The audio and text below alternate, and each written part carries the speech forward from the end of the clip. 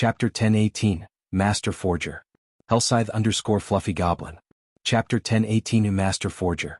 There were many kinds of armor kits in God's domain. However, few armor kits were suitable for high-tiered players. The Advanced Mana Armor Kit was one.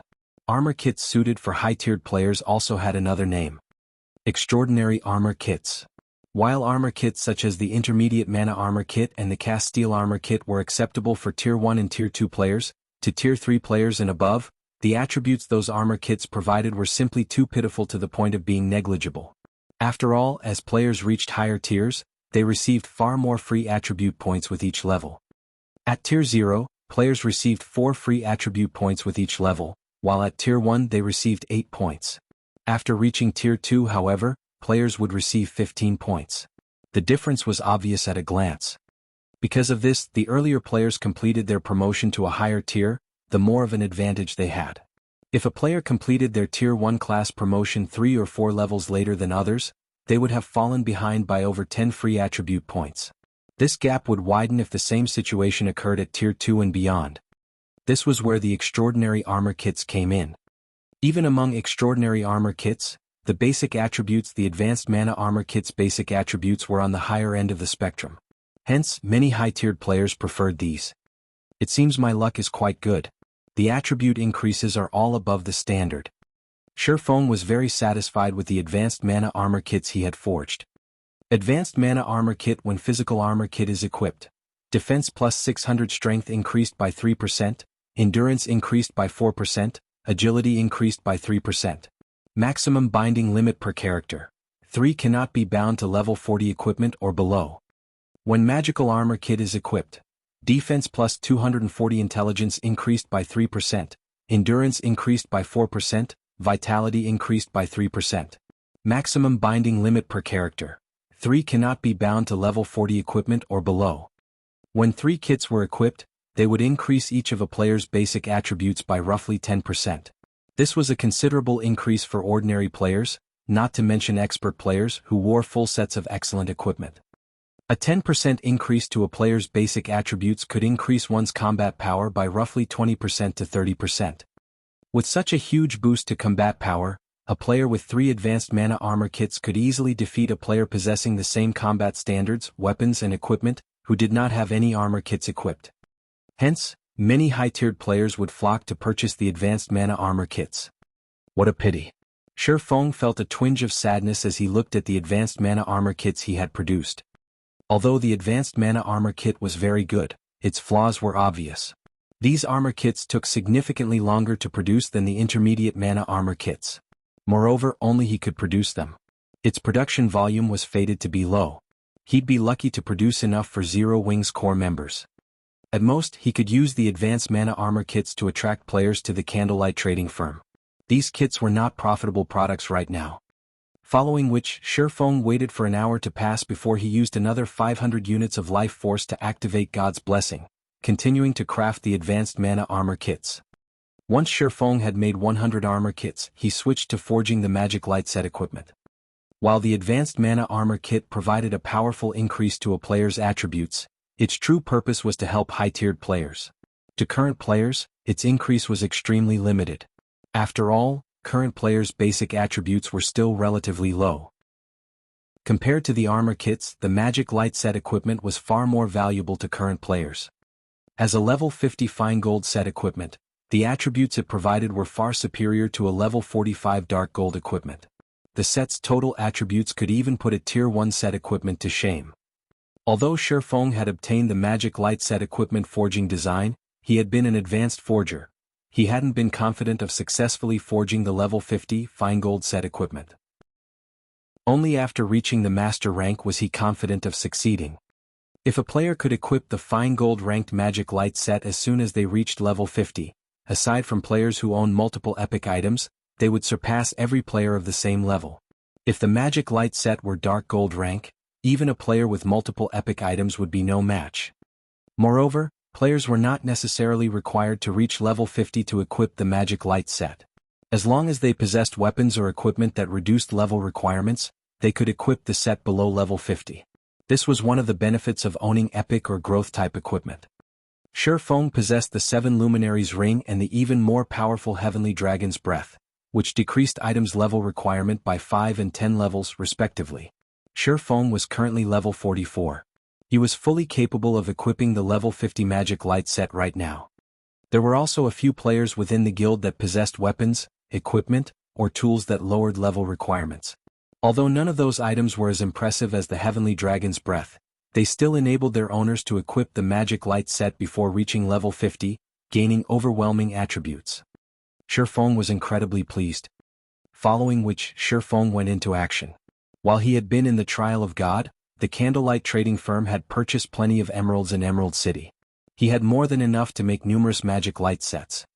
Aside from the emerald requirement, which was a powerful mana conductor, the Magic Light set also required mana stones. Hence, Feng took out a pile of magic crystals and began his alchemical synthesis. After the 1-hour cooldown of God's Blessing ended, Feng stood before a large mound of mana stones. He then activated God's Blessing once more and began to forge the Magic Light set equipment.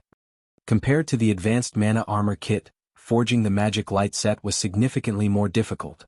Even with his various tools, Feng barely managed a 45% success rate.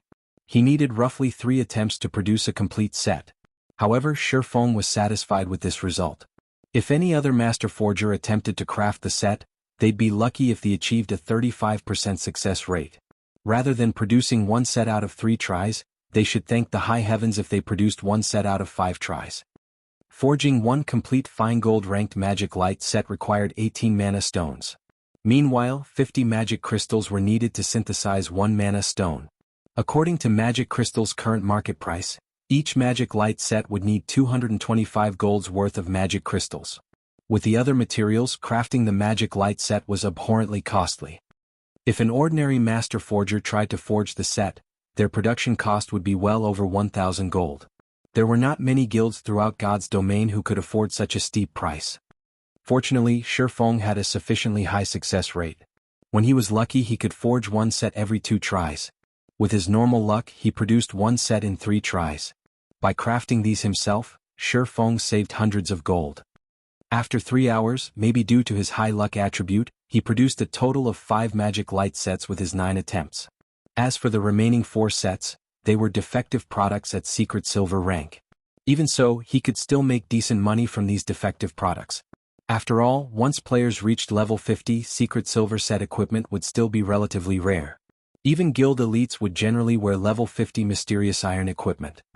As Feng had nothing better to do while he waited for God's Blessing's cooldown, he took out the epic treasure chest he had obtained from the Trial of God. He hadn't carried any mana stones on him while he had been in the trial. Now that he had a pile of them, he could use this opportunity to open the treasure chest. The last epic treasure chest Feng had opened had surprised him. It was especially true for the Beastmaster's Compendium. Now that he had obtained another epic treasure chest, Feng grew nervous. Silently he began to pray. Please don't be an epic item. Please don't be an epic item. Epic items were the most worthless items one could obtain from an epic treasure chest. The truly valuable items were designs and recipes. Following which, Feng sacrificed 200 units of life force and activated Divine Providence, instantly increasing his luck by 70 points. He then activated the epic treasure chest. Chapter 1019, Unbelievable Luck.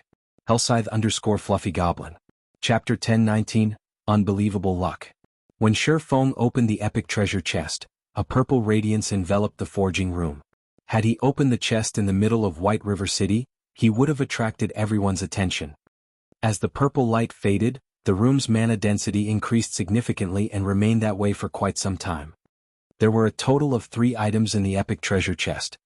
One item was luxurious red armor fashioned with white detailing. The armor was encrusted with 7 gemstones, neatly arranged to form a miniature magic array.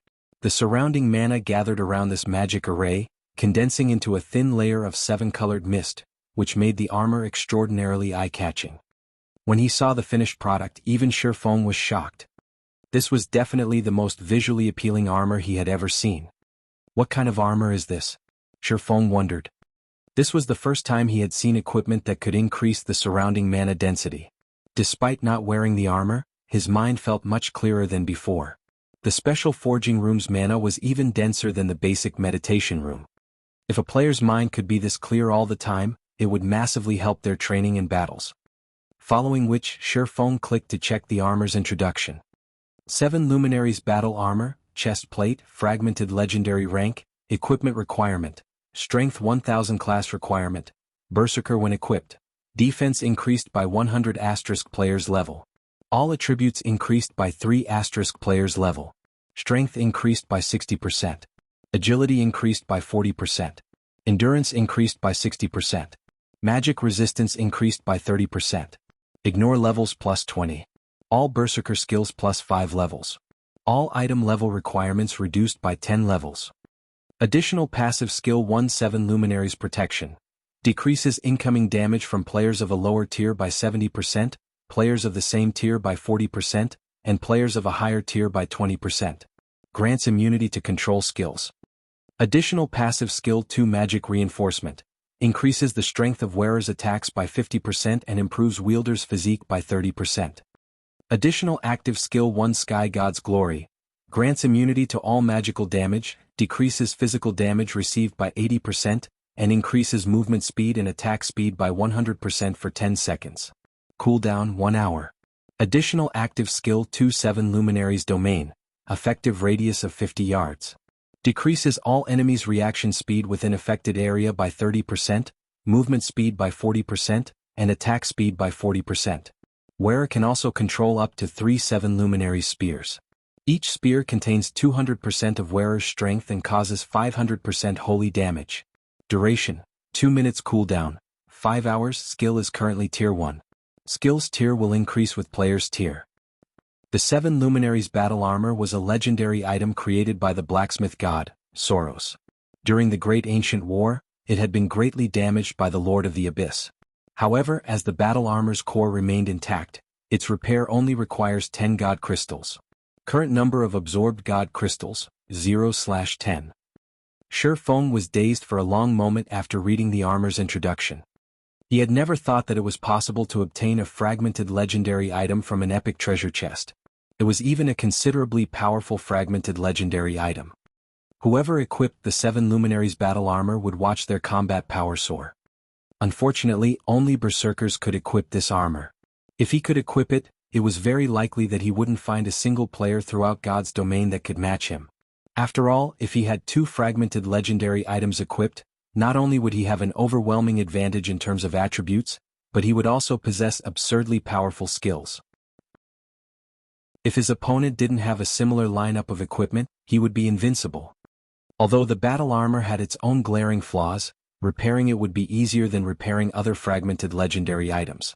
There was a much higher chance that he could repair it and transform it into a true legendary item. Aside from the battle armor, 2 plain old books lay within the epic treasure chest.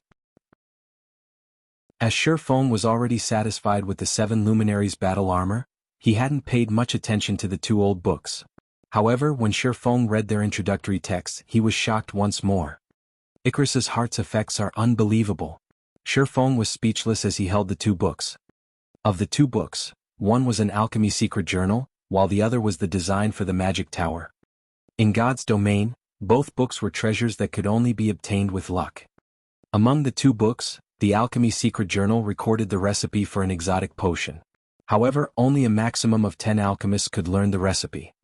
There were many types of potion in God's domain. Most generally lasted only 1 or 2 hours. Moreover, the effects would disappear upon death. However, exotic potions were different. Not only did they have long durations, but their buffs would remain after the player died and resurrected. Furthermore, these were only exotic potions' side effects.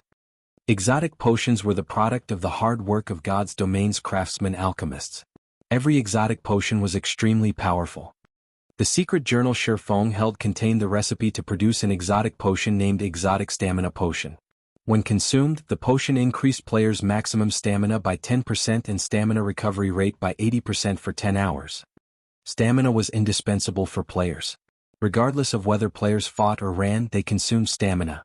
Only the amount consumed was different. If players ran out of stamina, even if their HP were full, they would lose the ability to move. Hence, most players generally took a break after grinding monsters for a certain time, using the opportunity to recover their stamina. If a player's stamina recovery rate and maximum limit increased, they would become far more efficient when grinding. Hence, in God's domain, all items capable of increasing a player's stamina or their stamina recovery rate were extremely valuable. Although the exotic stamina potion was not as effective as the blood-refining crystal's life essence, its effects were still considerably good. It was useful to both expert and ordinary players. With this alchemy secret journal, the Candlelight trading firm's business would reach a whole new level.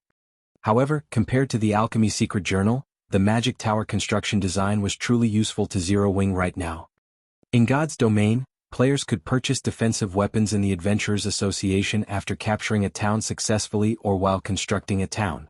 Defense turrets were one of the most common defensive weapons. Not only did they possess massive firepower, but their attack range was also relatively large.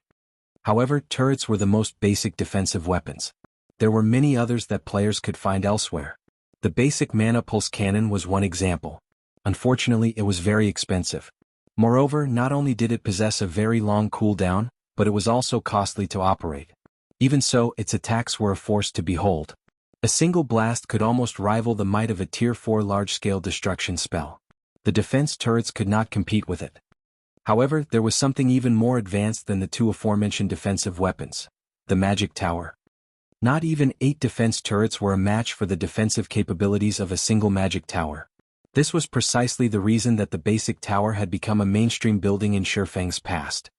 Unfortunately, constructing a magic tower was very difficult. Now that Shifeng had the design, he would need a lot of resources to build it. Chapter 1020, Soaring Attributes. Hellscythe_Fluffy Goblin. Chapter 1020, Soaring Attributes. Shifeng looked at the tattered magic tower construction design in his hands. He would be lying if he said he wasn't excited right now.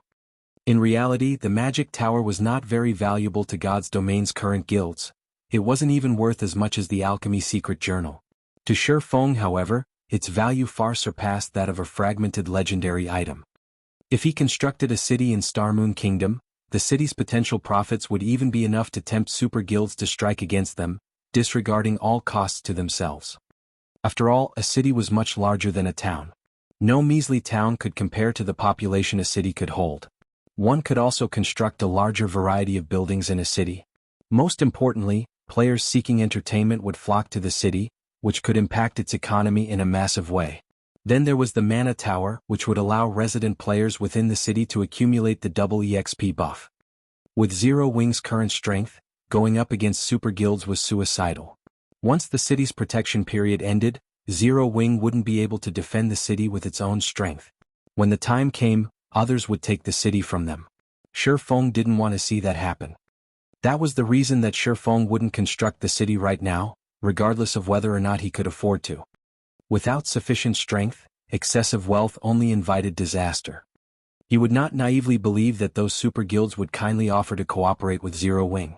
To begin with, these existences were playing virtual reality games to earn money, not to have fun. If they were fully capable of reaping the benefits by themselves, why would they share?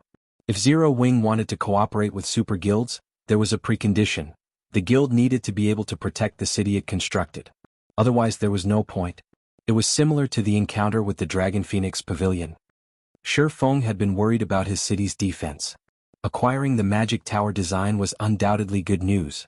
Once he constructed his city, he simply needed to construct a few magic towers to protect it.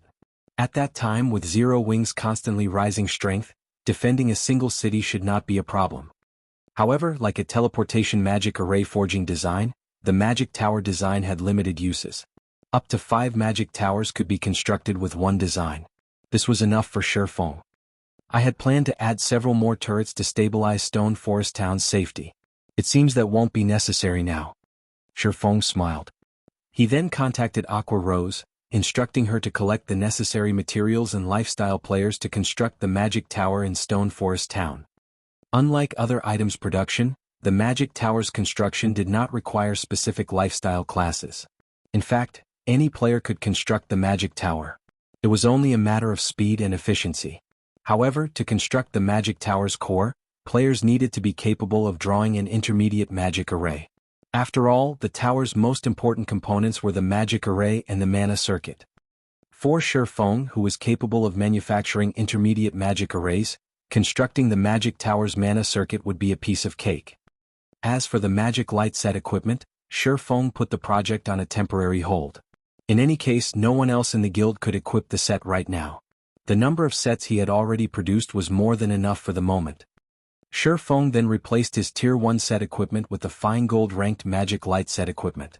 Following which, he replaced all 3 of his intermediate mana armor kits with the advanced versions. Immediately, his basic attributes soared to a new level. His strength instantly broke past the 1,200 point threshold. He was significantly stronger than a lord of the same level. His HP also soared to 32,550, while his defense could probably render even Zero Wings number 1 MT Cola speechless. With this set of equipment, I can likely solo an ordinary level 50 lord without any berserk skills.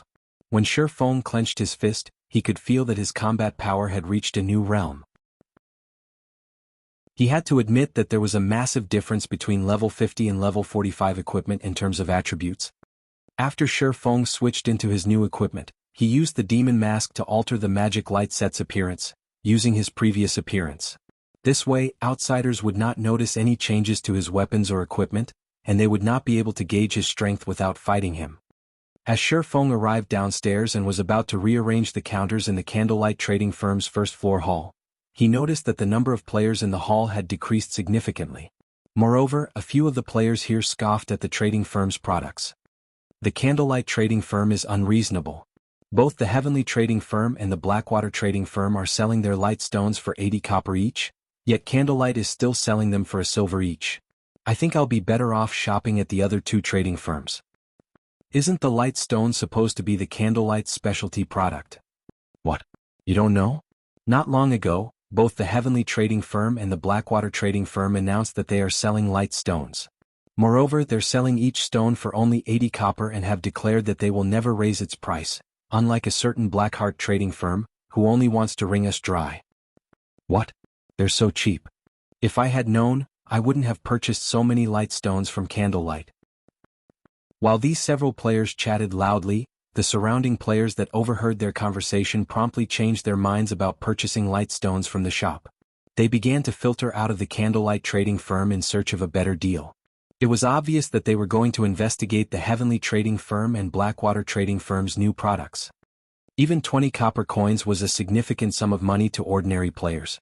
If they used 5 light stones in a day, they could save up to 1 silver coin each day. That was enough money for independent players to buy themselves several drinks at the bar. If they saved up for a few days, they could also afford a nice piece of bronze or mysterious iron equipment. They sure are quick to extend their hands. Shifeng glanced at the several independent players who conversed with each other. He then called up the shop system interface and teleported these players out of the shop. He banned them permanently from all of Candlelight's shops. It was very obvious that these people had no intentions of purchasing anything from Candlelight. They were either hired by Heaven's Burial or Blackwater to come here and steal customers. Otherwise, why would these people bother coming to Candlelight if they knew that the Heavenly trading firm and Blackwater trading firm sold light stones? Instead of blabbering on in the shop, showing no signs of leaving, anyone who heard the news would likely rush out of the shop as the previous customers had. Crap, why can't I enter the shop? What kind of trading firm is this? They dare to chase away their customers. I'm never coming back. After Shifeng banished several independent players from the Candlelight trading firm, those players stood outside the shop, cursing in indignation. Very quickly, they attracted passers-by's attention. The Candlelight trading firm is outrageous. How can they randomly kick people out of their shop? Isn't there some saying stating that customers are akin to God? They dare to kick God out of their shop. They must want to go out of business. In my opinion, Candlelight is no longer a friend to players. Hearing those words, the crowd on the street began to discuss the Candlelight trading firm, their discontent rising as the discussion stretched on. However, Shifeng didn't pay any attention to the situation outside of the shop. Instead, he opened a new counter in the first-floor hall. He then placed 10 advanced mana armor kits on display inside the counter's cabinet. Chapter 1021, Astronomically Priced Armor Kit. Hellscythe_Fluffy Goblin. Chapter 1021, Astronomically Priced Armor Kit. I can't wait to see what the Candlelight trading firm plans to do now. As several players felt triumphant, thinking that their actions would damage the Candlelight trading firm's business, they noticed that the player traffic entering the firm gradually began to increase, rather than decrease. Moreover, among these players there were even members from various large guilds. A flood of advanced horse carriages also began to stop near the shop's entrance. Quick! Quick! If we're late, they will sell out. One after another, guild players alighted from the carriages. What's going on? The independent players who had been banned from the shop realized that something was off, but they had no idea what was wrong. Although they wanted to enter the shop to investigate the situation, no matter how hard they tried, they could not take one step into the building. They could only stare at the establishment from outside. Fellow brother, do you know what's going on inside the Candlelight trading firm? It seems that Candlelight has revealed a new product in the first floor hall. After hearing what a friend told me, I stopped what I was doing and hurried over immediately. The new product is called the Advanced Mana Armor Kit, and I heard that its attributes trump the intermediate version. However, the production volume is much lower. Hence, Candlelight intends to hold an auction in a few minutes. If I can get my hands on one, I'll definitely make a fortune by reselling it later. Advanced Mana Armor Kit. The several players that Shi Feng had chased out were stupefied. They had been tasked to observe the Candlelight trading firm and to cause some trouble while they were at it. Yet, as soon as they had been kicked out of the shop, the Candlelight trading firm began to sell the Advanced Mana Armor Kit. Everyone in Starmoon Kingdom and the several surrounding countries knew about the Mana Armor Kits. However, due to their rarity, very few players could actually get their hands on them. For the intermediate Mana Armor Kits, only Zero Wings members had reliable access to them with their guild contribution points. Even then, elite members were only allowed to purchase one kit, while only core members were allowed to purchase 3. Because of this, the various large guilds were forced to purchase the intermediate Mana Armor Kits from Zero Wings members secretly and at a high price. Moreover, only their guild's top-tier experts qualified to use the kits. Now that Zero Wing was selling the superior Advanced Mana Armor Kit, it would cause an uproar throughout Starmoon Kingdom. It was no wonder why the various large guilds had frantically dispatched their representatives to Candlelight. Even the large guilds who had come to White River City to grind abyssal monsters surged into the Candlelight trading firm. Thinking up to this point, these spies contacted Blackwater's upper echelons immediately, hoping these upper echelons would send representatives to purchase the kits. If they could make it in time for the auction, the guild might decide to forego their punishment. However, as soon as they began to contact their upper echelons, they heard a cheer from inside the Candlelight trading firm. Following which, a loud, clear voice echoed down the street. Welcome everyone to the Candlelight trading firm. The auction for the Advanced Mana Armor Kits will now begin. When the announcement ended, some new arrivals rushed into the shop with eager smiles. Upon hearing news of the Advanced Mana Armor Kits auction, they immediately teleported to White River City and rushed over in an advanced horse carriage. Had they waited a minute longer, they might have lost their chance to purchase the armor kits. At this moment, the several incognito Blackwater members were stunned. They no longer had a way to explain themselves to their superiors. Even if someone from White River City's Blackwater trading firm headed this way now, they wouldn't arrive for at least another 10 minutes. By then the auction would be over. As for having their guild send them money, although the funds would arrive in time, they couldn't enter the Candlelight trading firm. Meanwhile, inside the Candlelight trading firm, the various guild members and independent players began to yell out their bids. The Advanced Mana Armor Kit's starting bid was 10 gold. Everyone was surprised. No one had expected the Candlelight to sell these kits so cheaply. Even the intermediate Mana Armor Kits cost more than 10 gold per piece. Every player here had seen the Advanced Mana Armor Kit's attributes for themselves. If a player equipped 3 of the kits could increase their basic attributes by roughly 10%. This might not be a lot to Tier 1 players, but once players reach Tier 2 or above, the boost would be massive. When everyone thought about how they could use the Advanced Mana Armor Kit after reaching their Tier 4 and Tier 5 classes, the passionate light in their eyes blazed as they looked upon the kits. This time, a total of 10 armor kits were up for auction, with each lot containing 1 kit. The various large guilds inwardly cursed the Candlelight trading firm for this despicable decision. The benefits of a single Advanced Mana Armor Kit were barely noticeable. If one wanted the most benefits out of the kits, they had to collect 3 of them. In other words, if one managed to obtain 2 kits in this auction, they would have to purchase the 3rd kit, regardless of the cost. The competition in this auction would be fierce. Although the starting price of a single kit was 10 gold, shortly after the auction began, the price quickly soared, surpassing everyone's imaginations. 50 gold. The 100 Flowers Palace wants it. Cleansed Rue, who wore vermilion red mage robes, declared softly. Everyone instantly shifted their gaze towards Cleansed Rue, gasping. However, their shock was not due to Cleansed Rue's beauty or elegance, but her bid. With 50 gold coins, one could purchase a relatively valuable piece of level 35 dark gold equipment. Suddenly, an indifferent youth emerged from the crowd and said, "What arrogance from the 100 Flowers Palace. Isn't your offer just a measly 50 gold? The secret pavilion bids 100 gold." This youth was none other than the secret pavilion's genius newcomer, Cold Autumn. The youth had already reached level 40 and was fully geared in level 40 dark gold equipment. Many guild members were stunned when they saw Cold Autumn. 110 gold. Cleansed Rue unhurriedly announced. She must obtain the advanced mana armor kit. If Zero Wing had only held the auction after some promotion, the 100 Flowers Palace might not have had a chance to purchase the armor kit. This auction was too sudden. As a result, not many guilds had made it in time. She, on the other hand, just happened to be in White River City to purchase land for a guild residence. Hence, she had plenty of coins on hand. She definitely had what it took to compete with the secret pavilion. However, Cold Autumn did not give up as he shouted his next bid. Within a short moment, the advanced mana armor kit's price rose to 150 gold, causing most players to give up on the item. Although the advanced mana armor kit was impressive, one would only have around a 10% increase to their basic attributes after gathering 3 kits. It was not worth that much money. Just as everyone thought that the advanced mana armor kit would go to the 100 Flowers Palace, a woman wearing green mage robes raised her hand and called out, "I bid 200 gold." Chapter 1022, Candlelight's Large-Scale Auction. Hellscythe_Fluffy Goblin. Chapter 1022, Candlelight's Large-Scale Auction. 200. She is insane. With that much money, I'd rather buy a level 40 dark gold weapon. Everyone inside the hall looked towards the woman who had placed the latest bid. What they saw, however, stunned them. The woman who placed the bid was level 41. Among the crowd in the hall, there were only a handful of players who had reached level 40.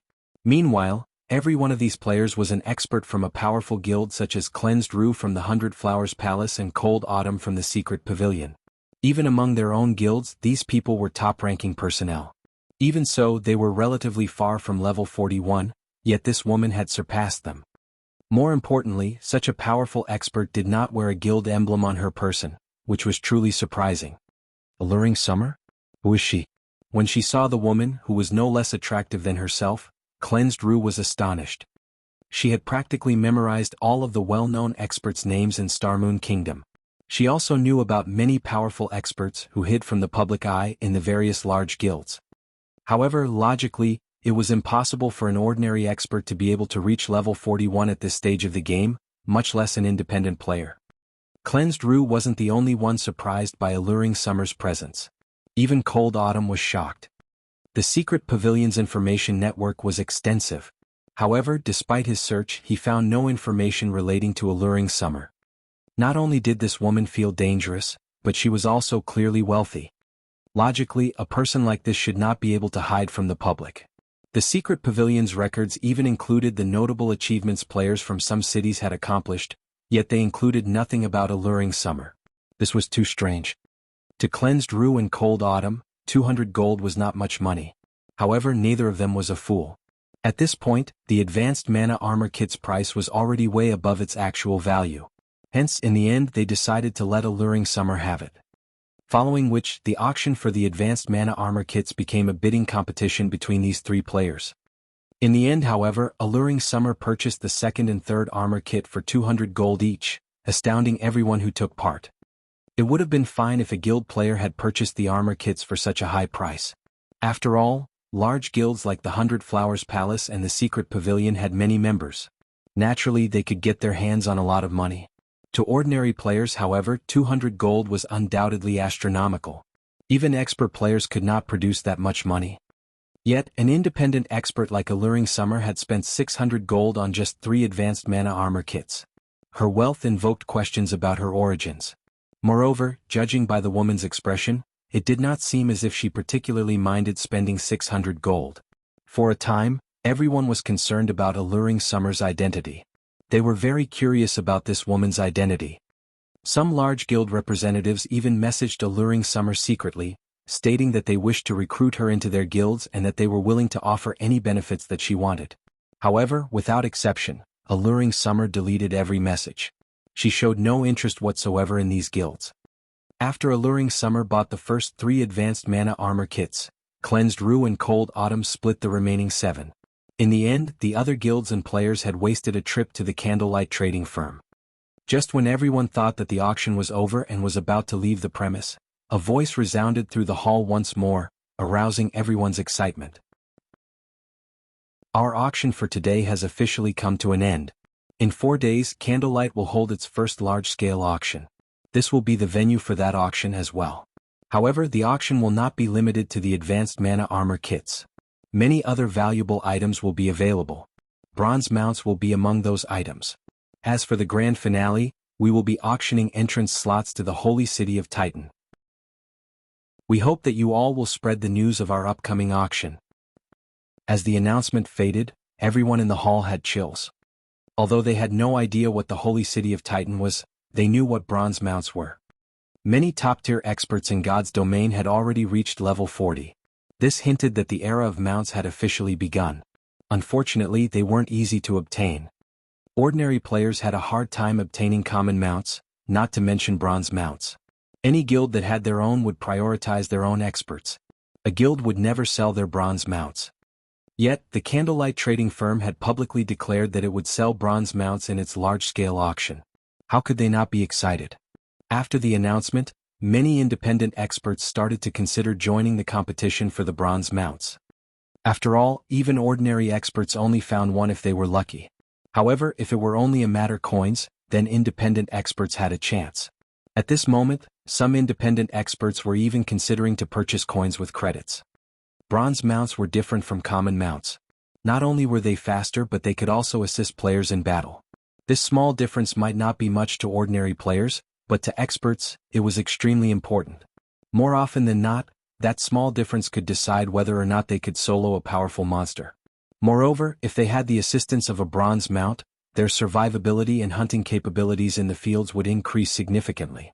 Hence, even if they had to spend a lot of credits to get their own bronze mount, they would do so. This was the equivalent of investing into one's business. What? Is Zero Wing that desperate for money? They're even selling the Titan City slots? The announcement surprised Cold Autumn. The majority of the players present might not know what the Holy City of Titan was, but he knew.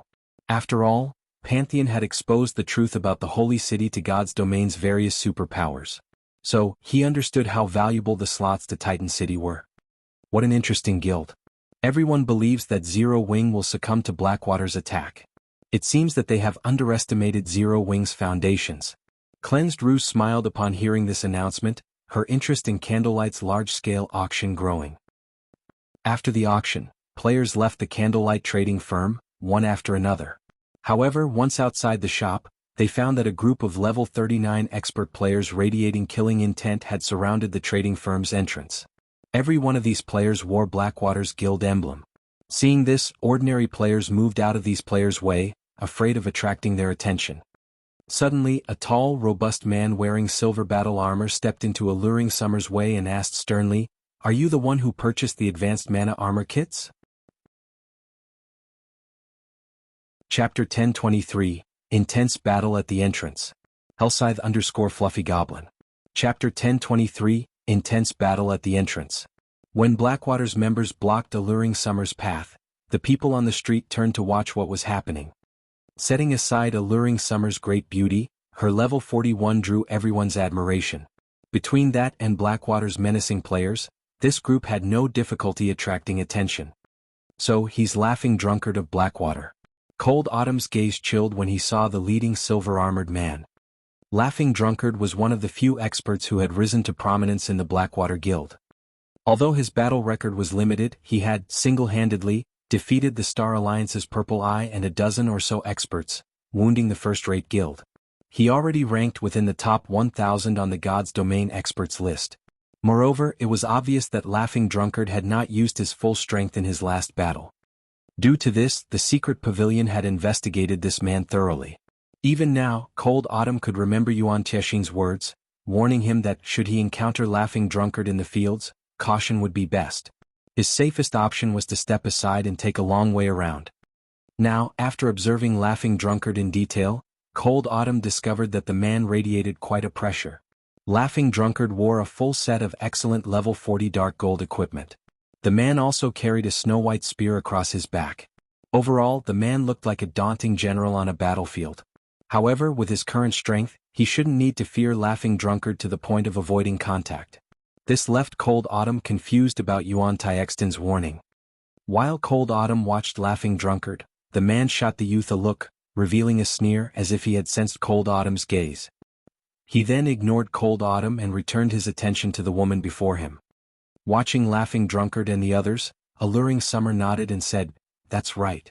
What business do you have with me?" "Good. We'll give you 150 gold.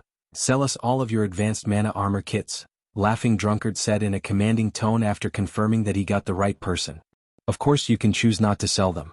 But I can't guarantee you will leave White River City with your life." As soon as Laughing Drunkard made the threat, the dozen or so level 39 players beside him encircled Alluring Summer, sneering at the woman. Laughing Drunkard had not spoken softly. Almost every player watching his group had heard him clearly. Many players instantly voiced their complaints. That woman spent 600 gold to buy those 3 kits, yet he wants to buy them all for 150 gold? Blackwater's members are too much. Has Blackwater lost its mind? They dare extort others in broad daylight. Are they not afraid of the guards? Sure enough, independent players shouldn't stand out. I've heard that Blackwater members even dared to attack Ouroboros's guild leader, Gentle Snow, in the middle of the city. That beauty has no choice but to concede. Many players began to pity Alluring Summer. Everyone understood that, rather than targeting Alluring Summer specifically, Blackwater's true intention was to demonstrate its might in White River City. Blackwater was currently engaged in an all-out war against Zero Wing. Now that Zero Wing had declared its large-scale auction in 4 days, Blackwater had to do something to suppress Zero Wing, preventing the guild from making a comeback. An independent player like Alluring Summer, who had purchased the Candlelight trading firm's items and wasn't particularly strong, would undoubtedly be Blackwater's best target for a demonstration. Whether Alluring Summer handed over the items willingly or they took the items by force, the act would send a message that anyone who purchased items from Candlelight would suffer the consequences. "You're going to attack me if I refuse?" Narrowing her eyes, Alluring Summer smiled as she said, "I want to see if your Blackwater is strong enough to do so then. You must want to die." A level 39 black-robed assassin suddenly appeared behind Alluring Summer, his eyes containing bloodlust. The assassin thrust his dagger towards the back of Alluring Summer's head, giving the woman no room to dodge or counter. Despicable. Cleansed Rue, who stood by the side, inwardly cursed this sight. While Laughing Drunkard had been talking, he had sent an expert assassin to approach Alluring Summer stealthily and attack her should the negotiations fail. This was truly despicable behavior. As everyone thought that Alluring Summer was done for, they watched the level 39 assassin's dagger pass through the woman's body harmlessly. Rather than finding its target, the assassin's attack struck Alluring Smile's afterimage. Her reaction time is so fast. Cold Autumn's eyes widened, shocked at Alluring Summer's speed. If he faced such a sneak attack, he would likely lose his life, then and there, yet Alluring Summer had dodged the attack as if she had predicted it. However, these players from Blackwater weren't ordinary players either. Everyone was an expert. After realizing that his attack had failed, that assassin turned to where Alluring Summer had aimed her blink. After discovering the woman, he used shadow steps. In the blink of an eye, the assassin appeared behind Alluring Smile once more. With a backhand swing, he sent a backstab at Alluring Smile, the fluidity of his movements impressing many of the guild experts who watched the fight. Pum. Before anyone realized it, an ice wall had appeared behind Alluring Summer. When the dagger struck the wall and subsequently slowed, Alluring Summer tilted her body forward slightly, deftly dodging the assassin's backstab. Following which, she turned and before anyone realized it, completed chanting and tracing the runes for another spell. She then pointed her finger at the assassin. Immediately, an arc of blue lightning shot from Alluring Summer's extended finger and struck the assassin before her. However, the assassin was no fool. Understanding that the lightning attack was quite powerful, he immediately activated Vanish, utilizing the brief 1-3-second invulnerability to block the attack. It seems this chick is quite strong. Seeing that Alluring Summers was extraordinarily strong, Laughing Drunkard turned to one of the swordsmen beside him and said, "Bullet, go help take care of that chick. After this, I'll ask the boss to help you apply for training at the main headquarters." "Thank you, leader. I'll take care of her." The swordsman named Bullet licked his lips before activating Windwalk and charging towards Alluring Summer. Cleansed Rue frowned when she saw the expert assassin and expert swordsman working together against Alluring Summer. She could tell that both the assassin and the swordsman could easily rank near the top of 100 Flowers Palace's players with their combat standards. If their coordination was good, even Cleansed Rue herself was not confident of defeating them. When Bullet arrived before Alluring Summer, the latter turned suddenly once more and pointed her finger at the swordsman. Shio. Another arc of lightning flew from Alluring Summer's finger.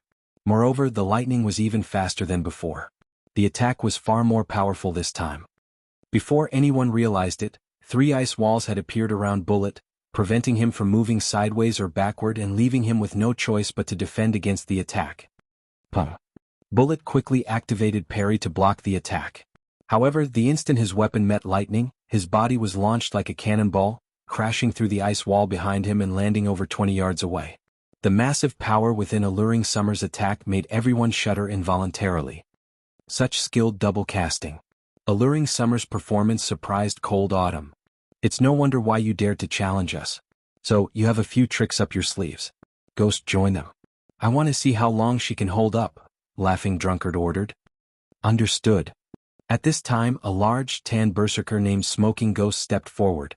Without hesitation, he used charge on the fatigued Alluring Summer.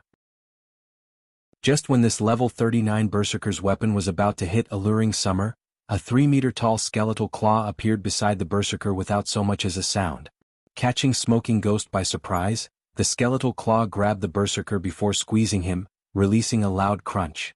Smoking Ghost's body transformed into a pile of ash that fell through the skeletal clawed fingers. This is...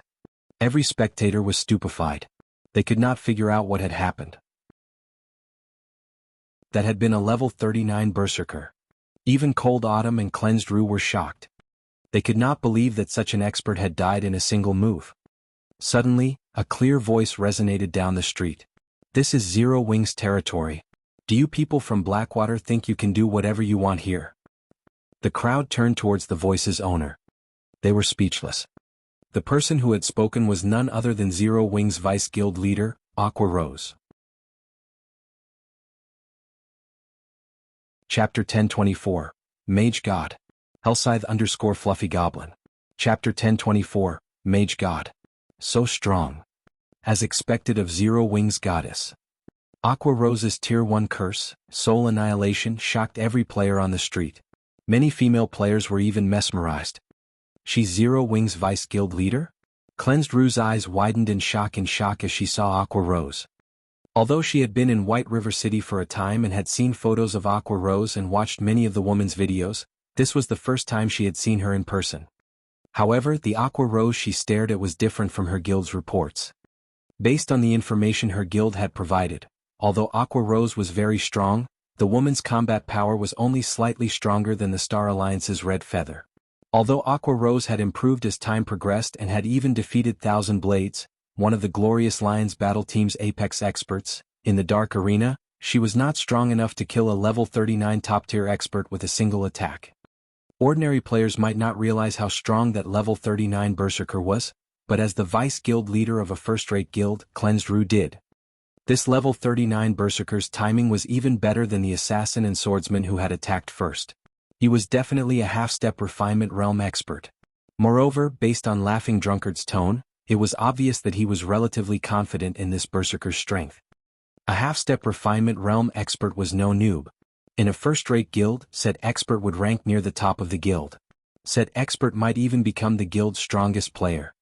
Yet Aqua Rose had killed such an expert instantly. Cleansed Rue began to wonder if Zero Wing had bribed her information department. It had only been a short time since she had received the report on Aqua Rose. How could one person improve so quickly? Suddenly, the masked level 40 female assassin beside Laughing Drunkard asked, "Drunkard, why don't we gang up on Aqua Rose? If we kill her, it will deal quite a blow to Zero Wing. Guild leader and the others will have less resistance when they strike." "Forget it. We should save some of our cards for later." Lethal Gale suffered precisely because he grossly underestimated Zero Wing, Laughing Drunkard said, shaking his head as he glanced at Aqua Rose. He then said in the team chat, "Bullet, you two go all out and deal with Aqua Rose. I want to see how strong this vice guild leader is." Laughing Drunkard had planned to put on a dominant show in front of the Candlelight trading firm to suppress Zero Wing's recently rising prestige. Now, however, it seemed as if that were no longer possible. Now that Bullet and the level 39 assassin had actively attacked someone inside the city, the NPC guards would kill and jail them upon arrival. It was also obvious that the two were not capable of killing the woman named Alluring Summer. Rather than lose their lives pointlessly, they might as well use this opportunity to test Aqua Rose's strength. No matter what was said or done, Aqua Rose was Zero Wing's vice guild leader, a VIP. If they could collect some information on Aqua Rose now, it would be easier to deal with the woman in the future. This war between guilds would not be determined with just one or two big battles or several dozen minor skirmishes. Aside from an economic war, information gathering was extremely important. Information could determine a war's outcome if used during a crucial moment. Understood. After Bullet and the assassin received their command, they activated their berserk skills before turning and dashing towards Aqua Rose. Like machines, there wasn't a shred of hesitation in their eyes. Both players' attributes rose significantly, and their dangerous auras resembled that of wild beasts. The surrounding players instantly felt death loom over them, and they started to back away from these two players. After the two activated their berserk skills, each temporarily gained the combat power of a lord of the same level. Yet, as if the pressure these two players radiated were a spring breeze, Aqua Rose remained unfazed as she stood before the Candlelight trading firm's entrance. Watching the two players charge at her, Aqua Rose simply waved her staff. The ground beneath her feet turned pitch black, and as if this black shadow were contagious, it spread quickly, covering the ground around her. The shadow then enveloped the assassin and swordsman, and they instinctively jumped into the air to avoid the attack. "Begone." Aqua Rose did not even bother to look at her assailants as she swiped her right index finger across the air. The pitch-black shadow rose from the ground, transforming into a pillar of black light that shot into the air. Even players several streets away saw the pillar of black light. Giving neither of the players a chance, the black pillar devoured them whole. Despite the two players activating their life-saving skills, they screamed in agony from inside the pillar. They felt as if they were trapped in hell. The spectators even began to pity them after hearing the screams. When the pillar of black light finally disappeared, only Aqua Rose and two pieces of top-tier equipment remained on the battlefield. They died. How did she do that? This scene left everyone gasping. Unlike the Berserker, who had died without any display of strength, Blackwater's assassin and swordsman had shown off their combat standards against Alluring Summer. Thus, everyone watching the battle had a clear grasp of how strong those two experts were. Laughing Drunkard, who watched from afar, wore a dark expression. Aqua Rose was a lot stronger than he had expected. Until now she had only used two skills. This wasn't enough for him to judge her current standard. Moreover, the information he gleaned from the pillar of black light was not enough to reach a conclusion. The assassin and swordsman had died for nothing. After Aqua Rose finished collecting her loot, she looked towards Laughing Drunkard and said, "If you still want to fight, attack me together. I don't have time to waste on fighting you one by one." Currently she was in a relatively good mood. She had only used two skills to earn 2 pieces of level 35 dark gold equipment. She could probably make close to 100 gold if she sold these 2 items. Unfortunately, Blackwater's members had swiftly retrieved the equipment the Berserker had dropped. Otherwise she could have earned more money. When Blackwater's players heard Aqua Rose's provocation, they all wanted to jump into action. Although Aqua Rose's skills were indeed powerful, skills like those generally had very long cooldowns. If they charged at her now, they would be more than capable of defeating the Cursemancer. "We're leaving." Laughing Drunkard extended a hand to stop his teammates. "Now is not the time to fight them. We will have plenty of opportunities in the future." Saying so, Laughing Drunkard led his team away from the Candlelight trading firm's entrance, earning jeers and mocking gazes from the surrounding players for his trouble. At the same time, the bystanders began to admire Zero Wing even more than before. White River City's native players cheered. In their eyes, Zero Wing was a local guild, while Blackwater was the enemy. Naturally, they would celebrate when Zero Wing suppressed Blackwater. Aqua, isn't your transformation a little too intense? It's only been some time since we've seen each other, yet I nearly failed to recognize you. As everyone left the venue, Alluring Summer, who had silently stood by the side, smiled and greeted Aqua Rose. Not here. Let's continue our conversation inside. Aqua Rose responded to the greeting with a smile of her own. She then led Alluring Summer into the Candlelight trading firm. The remaining players on the street were stunned. They had never expected Alluring Summer to be acquainted with Zero Wing's vice guild leader, Aqua Rose. They know each other? Why doesn't the secret pavilion know anything about this? Cold Autumn was similarly shocked. Alluring Summer's strength could not be ignored. After seeing the speed of her double casting, Cold Autumn knew that the woman was extraordinary. Unfortunately, Aqua Rose had ended the battle too abruptly, giving Alluring Summer no opportunity to display her true strength. If Sherfong were present, he too would have been surprised. After all, he was extremely familiar with the woman named Alluring Summer. Sherfong wasn't the only one. Practically every player in God's domain had heard of her in the past. Her fame had all been due Alluring Summer's past nickname, the Lightning Mage God. Chapter 1025, Recruiting the Mage God. Hellscythe_Fluffy Goblin. Chapter 1025, Recruiting the Mage God. After the auction for the Advanced Mana Armor Kit ended, news of the Candlelight trading firm's plans to hold a large-scale auction spread like wildfire. It quickly became the hot topic throughout Starmoon Kingdom. Zero Wing is so amazing. I never thought that it would even sell bronze mounts. I have to collect enough money to join the auction myself. Stop dreaming. Those are bronze mounts we are talking about. Even large guilds only have a few. If Zero Wing really intends to sell them, independent players like us won't be able to afford their price. Even if I can't afford it, visiting the auction is still be a good idea. I heard that, aside from the bronze mounts, they'll be selling rare items. The majority of the players eagerly anticipated the Candlelight auction in 4 days. Even if they could not buy themselves a bronze mount, they would be more than satisfied with a good weapon or piece of equipment. As the public disregarded this as just another normal auction, God's domain's various large guilds immediately took action, secretly gathering funds. To ordinary players, the most attractive item up for auction was the bronze mount. To large guilds, however, the entrance slots to the Holy City of Titan and the Advanced Mana Armor Kits were far more important. The entrance slots were particularly valuable to super guilds. After all, they had the master lifestyle players that other guilds did not. Only these lifestyle players had yet to familiarize themselves with God's domain's lifestyle system. As long as these players had enough resources, they would easily become true master lifestyle players.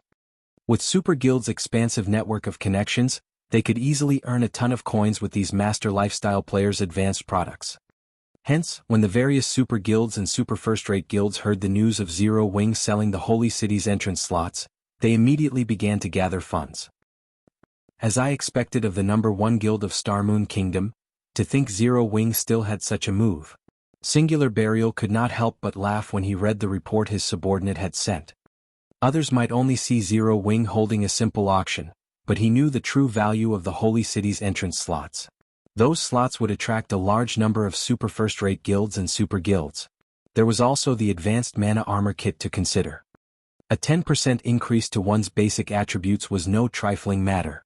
If one could equip a 100-man expert team with the Advanced Mana Armor Kits, raiding large-scale team dungeons would be much easier. This was especially true for level 50 large-scale team dungeons. As the saying went, once ahead, always ahead. Level 50 was a major turning point for God's Domain's players. If a guild compiled a stock of level 50 top-tier equipment ahead of its competition, when the time came, the guild's experts could complete their Tier 2 class changes ahead of others as well.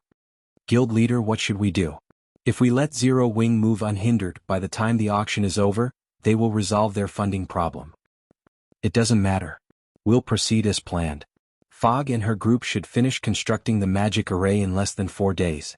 Even if Zero Wing collects enough coins, it will be powerless to change the situation. Collect some money for the auction. We need to join in on the fun as well. Singular Burial was not worried about Zero Wing making a comeback with the Candlelight auction. Heaven's Burial and Blackwater had already prepared to take down Stone Forest Town. No matter how hard Zero Wing struggled, nothing would change. Inside the Candlelight trading firm's VIP guest room. The 7-story Candlelight trading firm was at least the equivalent of a 10-story building in the real world. On the top floor, one could see the beauty of White River City past the French windows and the ant-sized players wandering through the streets. In White River City, aside from the Candlelight trading firm's 3-star shop, no building offered such scenery. Most of the high-class restaurants throughout the city were at most 3 stories tall. Even NPC and other player-owned shops were not as tall. Alluring Summer, who currently sat by the French windows, glanced at the city before turning back to Aqua Rose and saying enviously, "Aqua, you really are getting by a lot better than I am. After not seeing each other for some time, your strength has improved so much. What have you been doing recently? You couldn't be training deep in the mountains, right?" Aqua Rose had hidden her level during the scuffle on the street. After entering the VIP lounge, however, she had no reason to. Level 44. When Alluring Summer saw this, her eyes nearly fell out of their sockets. She had barely reached level 41 after encountering several miracles and spending most of her time cooped up in her home playing God's Domain, yet Aqua Rose, who was busy as Zero Wing's vice guild leader, had managed to reach level 44. It was truly inconceivable. Alluring Summer could clearly remember that, when Aqua Rose had resided in the Storm Empire and one of Twilight Echo's honorary elders, the woman's level and equipment had been on par with hers. If she had lost to her friend only in levels and equipment, she wouldn't have minded. The biggest issue was that Aqua Rose had also improved her combat techniques. Coupled with the woman's equipment, she was not confident that she could defeat Aqua Rose right now. "What are you talking about?" Aqua Rose covered her mouth and grinned. She had known Alluring Summer since she was young, as their families were friends. However, Alluring Summer was a far more talented gamer than herself. Due to that, this woman had always bullied her. Now that Alluring Summer had said such a thing, the little vanity inside her was quite satisfied. She felt even happier than when she had defeated the Star Alliance. "Who do you think you're trying to fool? Look at that smile on your face." Alluring Summer rolled her eyes at her friend. Eagerly she asked, "Speak. What have you been doing recently? How did you improve so quickly?" All right, I'll talk." Aqua Rose nodded. "To be honest, I've asked you here for a reason. I'm sure that you have heard about Zero Wing even in the Storm Empire. I invited you here today to ask you to join Zero Wing." "Join a guild?" Alluring Summer shook her head straightforwardly and said, "Forget it. I'm used to moving alone. I hate being bound by guilds' restrictions more than anything. Don't even try to persuade me. I refuse to join any guild." "Don't you want to improve your combat techniques?" Aqua Rose had predicted this reply. Smiling, she said, "Hasn't that always been your goal? If you are always alone, I'm afraid that you'll never catch up to that person. I've heard that that person is getting by pretty well in God's domain. His strength has already reached an unimaginable realm." Chapter 1026, Top 10. Hellscythe_Fluffy Goblin. Chapter 1026, Top 10. Alluring Summer fell silent at Aqua Rose's words. Others might not know why she had started playing virtual reality games, but Aqua Rose knew her end goal. "I know how that person is doing. I'm still nowhere near his strength. However, I recently accepted a hidden class quest. If I can complete the quest and obtain a hidden class, I might have a chance of catching up in the future," Alluring Summer said seriously. "I believe that you are familiar with his standards. Can you say with certainty that I can surpass that person by joining Zero Wing?" Before she arrived in Starmoon Kingdom, she had researched Aqua Rose's guild thoroughly. She had to admit that it was miraculous that a small, unknown guild had grown to become Starmoon Kingdom's #1 guild in such a short time. However, Starmoon Kingdom wasn't much when compared to the whole of God's domain. There were hundreds of kingdoms. Starmoon Kingdom was only slightly above average kingdom. Meanwhile, empires stood far above kingdoms. Based on what she knew, there were other small, unknown guilds that had taken control of entire kingdoms. There was even a third-rate guild that dominated an empire, though said third-rate guild possessed an extraordinary background.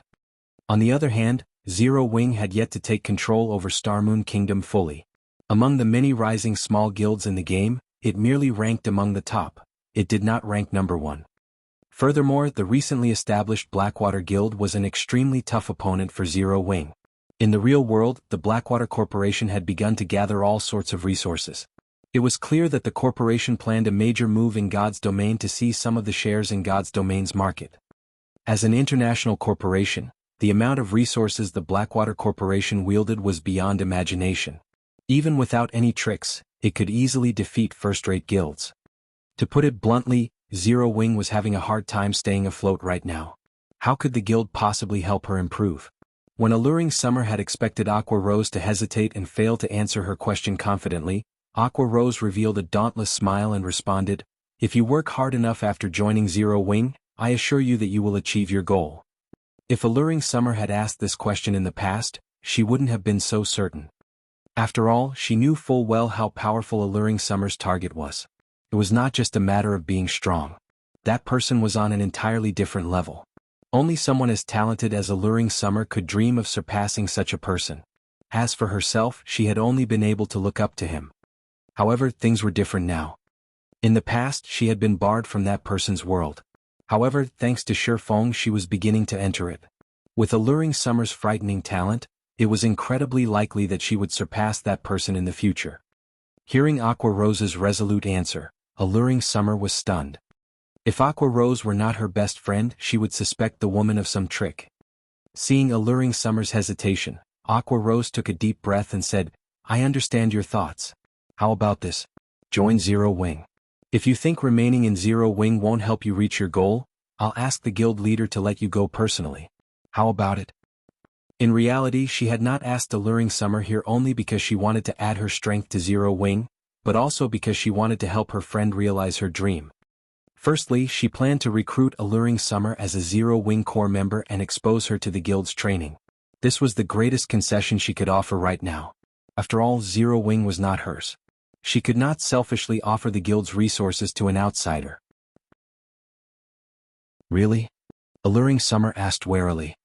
She knew that as players were given access to more resources in a large guild, they would be bound by more restrictions. It was impossible to up and leave for no reason. Take Aqua Rose for example. If not for the Sun and Moon Group position as one of Twilight Echo's major shareholders, she wouldn't have been able to leave the guild so easily. Don't you believe me? Aqua Rose rolled her eyes at Alluring Summer. These are your words. Don't regret them later. If I sense that there is no point to remaining in Zero Wing, I won't hesitate to walk away, Alluring Summer stated seriously. That's fine, Aqua Rose said, smiling bitterly. If you don't have any other issues, sign this contract. Once you sign it, you'll be one of Zero Wing's core members and can enjoy all of the benefits that come with the position. Alluring Summer then read the system-approved contract. Indeed, as Aqua Rose had said, the conditions were lax. She could leave the guild anytime she wanted. However, she would not be permitted to share any information relating to Zero Wing with others. Otherwise, she would be banished from God's domain. Alluring Summer understood the clause. After all, every guild had its secrets. After finding no faults with the contract, she signed at the bottom. After Aqua Rose confirmed that the main god system had acknowledged the contract, she sent her friend several battle videos. Since you're a core member, you are allowed to learn from these. As for how much you learn, that depends on you. If you wish to enhance your learning speed, you can fight for the 100-berry wine. If you want to improve your strength quickly, you can also apply to join Zero Wing's training grounds in the real world. There are dedicated experts there to offer pointers. If you rank within the top 10 in Zero Wing's rank matches, you may apply for the black card. With that, you can train in the simulation training system. Black card? What's that? Alluring Summer could not help but ask. I'm not allowed to offer any concrete information. You can only learn more if you rank among the top 10 in the matches, Aqua Rose said, chuckling. She had been using the black card Shifeng had sent her. She had never dreamed that Shifeng would get his hands on something so valuable. Before this, she had not realized how frightening super guilds were.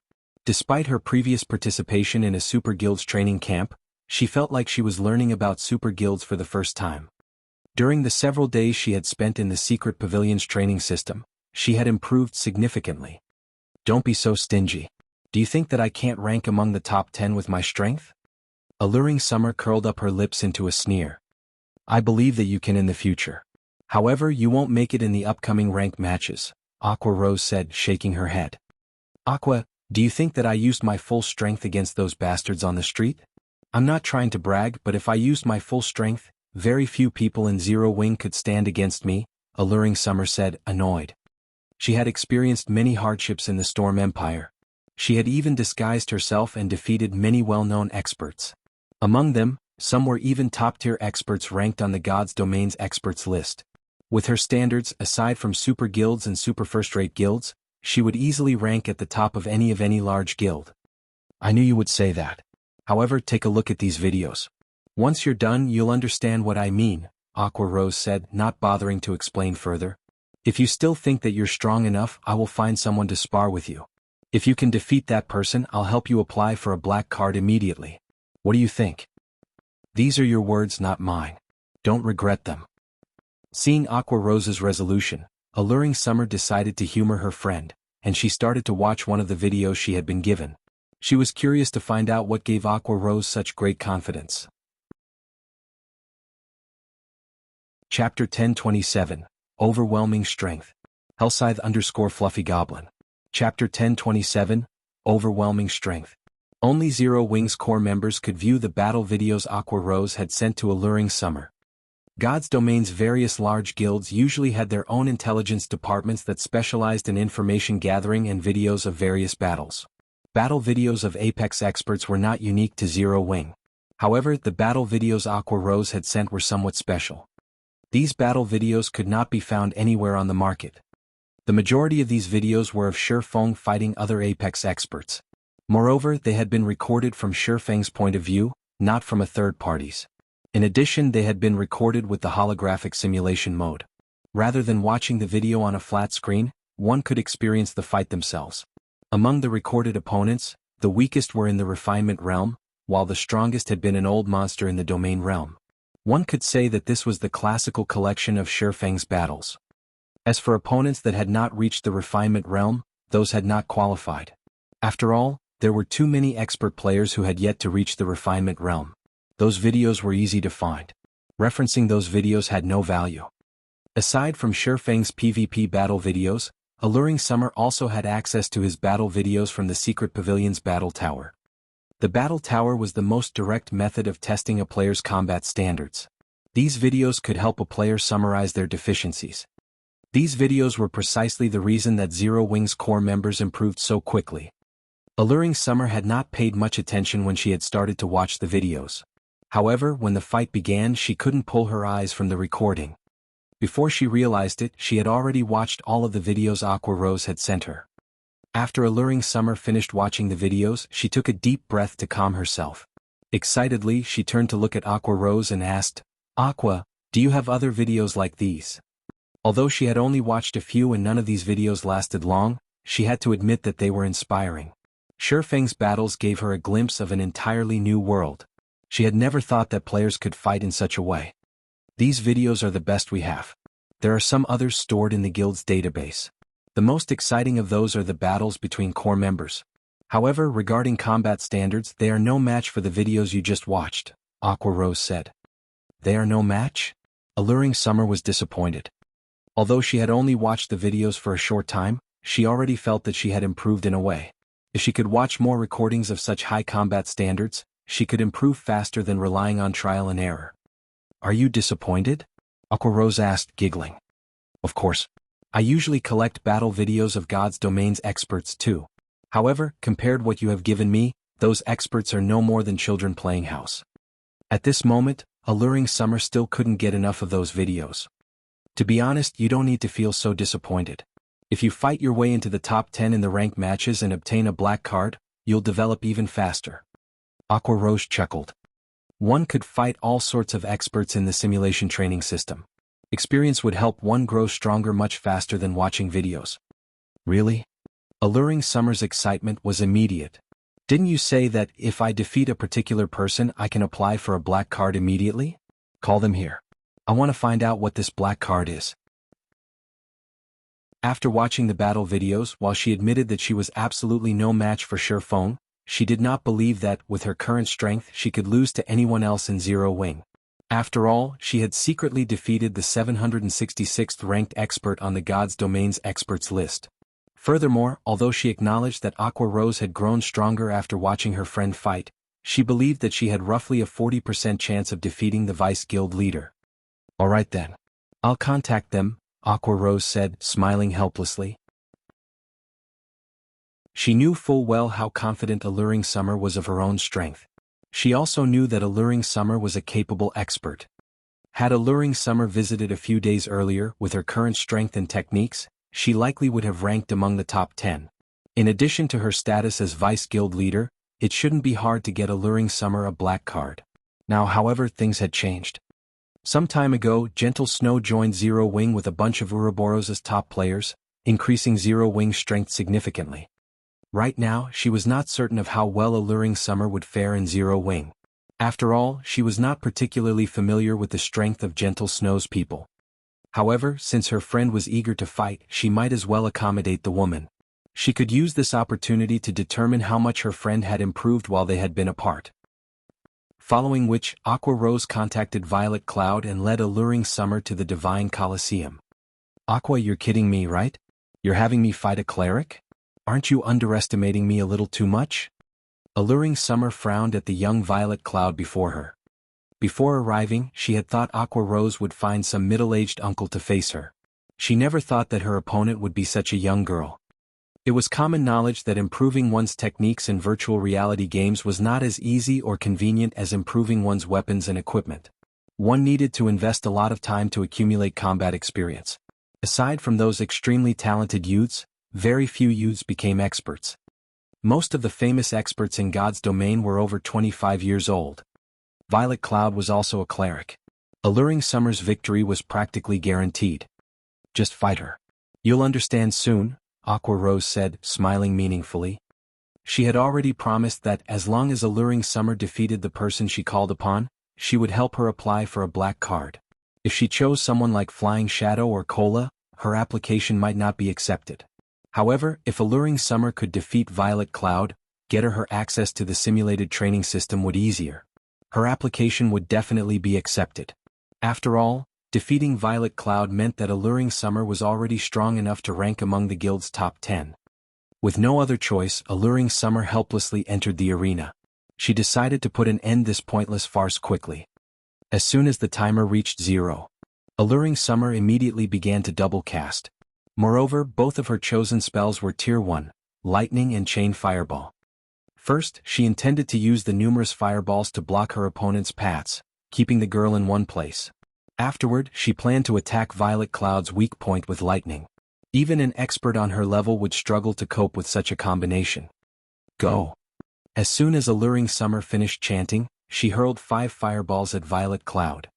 Each fireball was just as powerful as a full-powered attack from a berserker of the same level. Moreover, the fireballs were extremely fast. Even an assassin of the same level would find them difficult to dodge. This spell should kill a cleric instantly.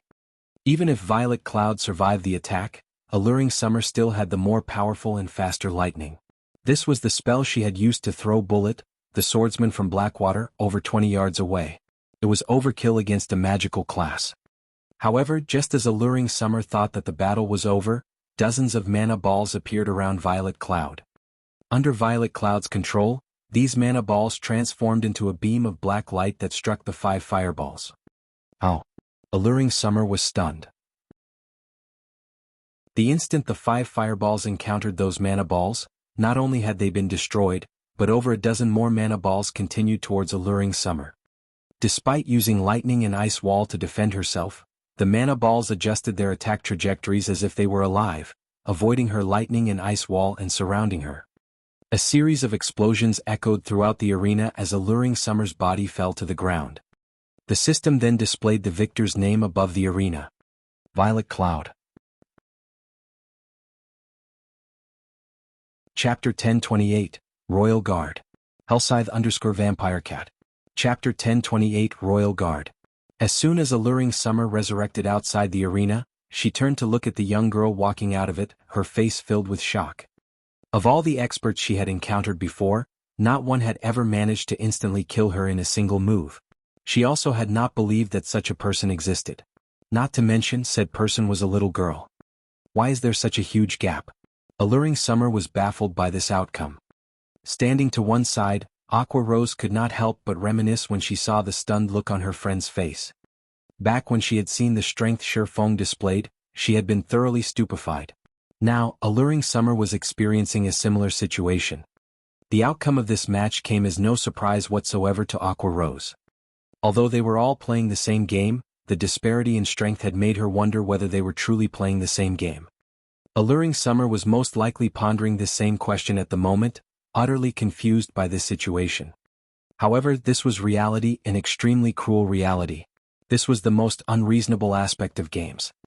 In ordinary virtual reality games, the gradual accumulation of attributes made it very easy for a gap to appear between players.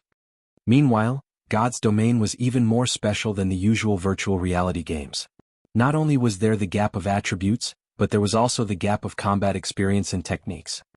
Reaction speed, observation power, skill utilization, grasp of timing, and many other aspects. If one was just a tad stronger than their opponent in all these aspects, in a situation where both fighters possessed the same attributes, there would still be a massive difference in the combat power displayed. This battle was undoubtedly the best proof.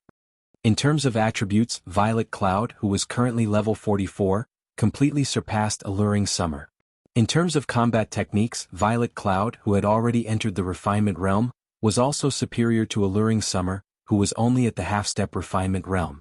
The result of this combination of advantages was a one-hit KO. After falling into a daze for quite some time, Alluring Summer turned to look at Aqua Rose and asked curiously, "Aqua, tell me honestly, what's her rank within the guild?" This was Alluring Summer's first time encountering such a powerful cleric since she started playing God's Domain. She did not believe that Violet Cloud ranked only within the top 10 of Zero Wing. Based on her estimation, the girl should be among the top 3 at the very least. If a guild could have 3 of such experts, it was no wonder Zero Wing was considered Starmoon Kingdom's #1 guild. Probably within the top 5? Aqua Rose could not say for sure. As far as she knew, Shifeng had not held back in nurturing Gentle Snow and the others after they joined Zero Wing. Moreover, Aqua Rose had heard that Gentle Snow had already entered the refinement realm even before she joined Zero Wing. The weapon she wielded was even a magic weapon. She also had a hidden class that enabled her to use twofold Berserk. In addition, there was Thoughtful Rain, who did not participate much in guild activities. The girl was very strong and was another one who had a special legacy. She's so strong, yet she's only ranked within the top 5? Alluring Summer exclaimed in shock. You're kidding me, right? She truly found it hard to imagine what kind of guild Zero Wing was. There were actually 4 more monsters like Violet Cloud in the guild. Just how were other guilds supposed to go up against Zero Wing? What benefit do I get from lying to you? Aqua Rose rolled her eyes at Alluring Summer. Grumpily she added, now you know how powerful Zero Wing is, right? Although Aqua Rose was acting somewhat smug, Alluring Summer was paying no attention to her words whatsoever. Instead, she directly rushed up to Violet Cloud, hoping to continue challenging the young girl. Before this, she had extreme difficulty finding a powerful expert to fight against. Now that this little monster was right before her eyes, how could she possibly let this chance get away? To a battle maniac like Alluring Summer, this situation was equivalent to placing fresh meat before a hungry wolf. At the same time as Alluring Summer had joined Zero Wing, a huge incident had occurred over at the distant Starmoon City. A short while ago, monsters had captured an NPC town belonging to Starmoon City, massacring every player within the town and reducing a town with a population of nearly 20,000 players to a town of death. In response, Starmoon City had announced that players could launch a crusade against this town. As long as they managed to clear out the monsters from this town, they would obtain generous rewards, including direct promotion to a Count of Starmoon City. In God's Domain, the importance of reputation to players spoke volumes for itself. The higher a player's reputation was, the easier it would be for them to obtain a high ranking or rare quest. Players could also receive discounts on their repair fees and teleportation fees. Most importantly, the number of personal guards they could hire would increase. At the Viscount rank, players were only allowed 2 personal guards. At the Count rank, however, players could have 4. Even if a player themselves was not strong, if they had 4 high-quality personal guards around them, even expert players would have to give them a wide berth. Moreover, grinding field bosses would also become a very simple task. Only, it was extremely difficult to find high-quality personal guards. Currently, even a mysterious iron guard would go for an astronomical price, not to mention secret silver and fine gold guards. However, players were no fools either. Currently, even the various large guilds had managed to find only a few mysterious iron guards, much less secret silver guards. Anyone who obtained one would definitely treat the NPC as their family heirloom. They would not sell the NPC no matter what. Meanwhile, one of the rewards for the town crusade just so happened to be an opportunity to select a personal guard from the King's Royal Guard. The King's Royal Guard. That was the gathering place of Starmoon Kingdom's elites. Only the most outstanding guards could join the Royal Guard. Their growth potential would naturally be significantly better than that of the NPCs players could find on the streets. Even if an ordinary player managed to obtain only a mysterious iron guard, they could immediately resign from their jobs in the real world and rely solely on God's domain to sustain themselves. If one obtained a secret silver guard and directly sold the NPC to a large guild, they would no longer have to worry about living expenses for the rest of their lives. Hence, the moment news of this was released, the entire Starmoon city went into an uproar. Both independent and guild players formed teams one after another and embarked on an expedition to take back the town. Many guilds and workshops even started preparing siege tools. Guild leader, should we send some men over as well? In any case, that town is not very far away from Stone Forest Town, Blackie suggested softly as he looked at Shifeng, who was currently overseeing the construction of the magic tower. No need to hurry. It'll be fine even if we head out after the tower is constructed, Shifeng replied, shaking his head. In reality, though, even he was greatly tempted by this reward. The NPCs in the Royal Guard were dragons among men. Generally, only players who had reached the Marquis rank had the opportunity to choose a personal guard from the Royal Guard. Even then, they would be required to complete a quest whose difficulty was no less than an epic quest. Extremely few players were capable of completing it. Fortunately, this quest belonged to the category of pure reward quests, so players would not incur any punishment even if they failed. At most, they would lose their opportunity to recruit a Royal Guard. Yet now, players only needed to capture a town in order to receive such a reward. Shifeng was somewhat puzzled by this situation. Chapter 1029, Mythic Monster. Hellscythe_Vampire Cat. Chapter 1029, Mythic Monster. Upon hearing Shifeng saying so, Blackie had no choice but to give up on taking a look at the monster town. After all, Zero Wing was truly very busy right now. The guild's expansion had driven home to Blackie its dire manpower shortage. Setting aside the ongoing war with Blackwater and Heaven's Burial, just Stone Forest Town itself required a lot of people to manage it. In the past, as he had not been responsible for managing Stone Forest Town, he had not thought that the job was particularly difficult. Recently, however, Shifeng had handed him some of the responsibility for the town, which finally made him realize how wrong he was. While the town had still been in its protection period, the task of maintaining the town's security could be left fully to the NPC guards to handle. After the protection period was over, however, problems started cropping up one after another.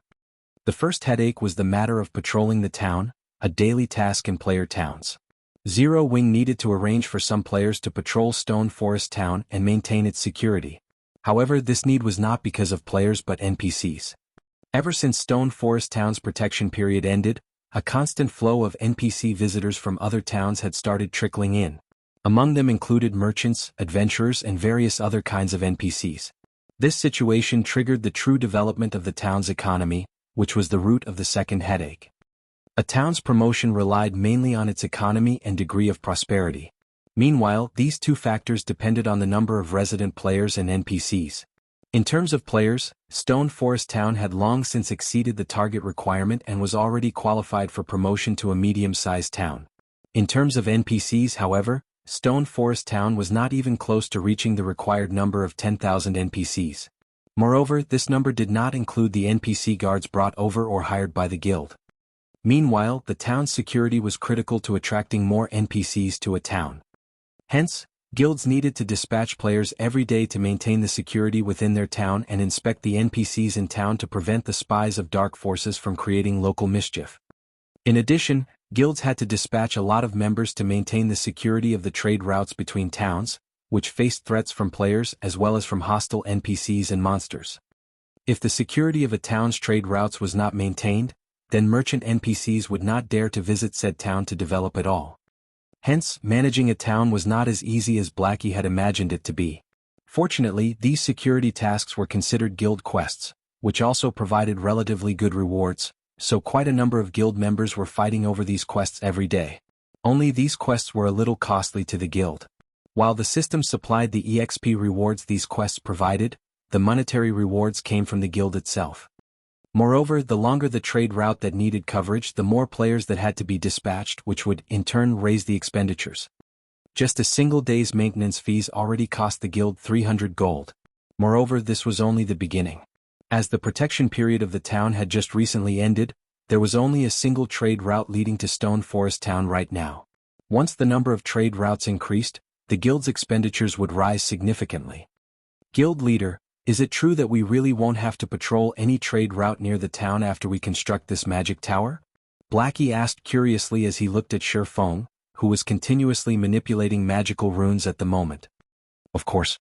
Otherwise, why would I pay such a huge price to build this tower? Feng rolled his eyes at Blackie. The magic tower was the mainstream defensive building used in the later stages of God's domain. Just the cost of construction already exceeded 7,000 gold. If one included the many materials wasted due to production errors, the total cost could exceed 10,000 gold. Reducing wastage was also the reason why guilds would usually have master lifestyle players construct the magic tower. With the rarity of the design for the magic tower and the sheer expense of actually constructing one, if the magic tower only had great destructive power, it would never have become the mainstream defensive building of God's domain. The key point that made the magic tower valuable was its defensive range. The tower had a detection range of 10,000 yards. Hence, after constructing a magic tower in the town, there would be no need to worry about hostile NPCs intruding upon the trade routes within 10,000 yards of the tower, as these NPCs would know that they would be discovered very quickly. The construction of a second magic tower would extend the defensive range of the towers by an additional 5,000 yards. This range was extendable to a maximum of 30,000 yards. In other words, the magic towers would reach maximum efficiency when there were 5 of them in a town or city. However, Stone Forest Town was not a commercial town. It would not have many trade routes that needed guarding. Hence, having a single magic tower was sufficient. Any more would just be a waste of resources. After all, its construction design was available in limited quantities. If he weren't limited by the designs, though, Feng would not mind building a few more towers and turning Stone Forest Town into an iron fortress. The current Stone Forest Town was no longer the same as it was in the past when the majority of its residents were guild players. On the contrary, independent players currently outnumbered the guild players within the town. This was because the various large guilds had all shifted their focus to the Undead Gorge, as not only was the map there massive, but the monsters there were available in greater numbers as well. Whether one was trying to grind for levels or magic crystals, the Undead Gorge was an excellent choice. Most importantly, guilds wouldn't have to submit to Zero Wings exploitation by grinding at the Undead Gorge. If they grinded at the Stoneclaw Mountains, they would have to contribute a significant share of the magic crystals they earned to the repair fees and accommodation fees at Stone Forest Town. However, there would be no need to do so if they grinded at the Undead Gorge. Although it took more time to travel to the Undead Gorge as mounts became more commonplace, going from the nearest NPC town to the Undead Gorge would get whittled down to only around 2 hours. Hence, the various large guilds had placed all their focus on the Undead Gorge. However, independent players were different. Firstly, their levels were not comparable to those of elite members of guilds. Secondly, they would suffer at the hands of the guilds grinding at the Undead Gorge. Hence, the Stoneclaw Mountains had become the best option for them. Currently, if one looked at the streets of Stone Forest Town, one would find that nearly 70% of the players there were independent players. The town was even more prosperous than it was in the past. During the time Feng was completing the runes for the magic tower, news regarding the various large guilds' crusade against the monster town had spread all over the official forums. A level 60 mythic monster had actually appeared in Black Ridge Town. All guilds participating in the crusade were defeated. What? Aren't mythic monsters tier 4 monsters? If only you had seen how powerful that monster was for yourself. With just a single move, it instantly annihilated over 10,000 of the players that had gone to recapture the town. Nobody could defend against that monster's attack. Even magic barriers were useless against it. That's only the tip of the iceberg. I've heard that the monsters in that town all possess extremely high combat standards. Even ordinary players might not be able to defeat the common monsters there in a one-on-one. Most importantly, I've heard that players killed by those monsters aren't able to log into God's domain for some time. Moreover, those monsters would also grow in strength after killing players. How are we supposed to recapture that town then? The more people that go there, the stronger those monsters become. Plus, there's even a tier 4 boss guarding the town, that's as strong as the strongest NPCs in major NPC cities. Who could possibly do anything about those monsters? I've heard that the monsters inside the town have already begun spreading out into the surroundings. They aren't just staying in Black Ridge Town. They've even ambushed many players grinding in that map. Now no player dares to approach that map anymore. It's no wonder the system is offering such generous rewards. The difficulty of this quest is simply ridiculous. Luckily I didn't go there. Do you think those monsters will continue taking over the nearby towns? That might actually be possible. I think Stone Forest Town is in one of the maps closest to Black Ridge Town. If those monsters head over to Stone Forest Town, we'll have an interesting show to watch. Many players were merrily discussing the monster town on the forums. At the same time, the various large guilds also suddenly realized that something joyous was going to happen. If those monsters really continued extending their reach into the vicinity, it was only a matter of time before Stone Forest Town encountered trouble.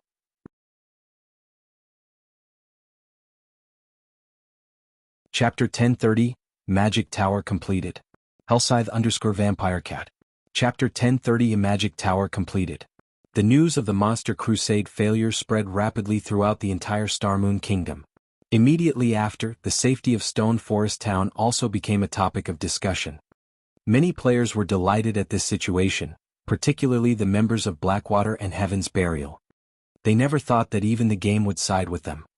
As long as Zero Wing lost its possession of Stone Forest Town, the guild would lose a major source of income. Afterwards, with the capital their guilds possessed, they could easily crush Zero Wing. Moreover, to fan the flames, Blackwater and Heaven's Burial started deliberately purchasing the Candlelight trading firm's light stones in bulk and selling them together with the light stones they produced cheaply, quickly solving their shop's shortage of light stones.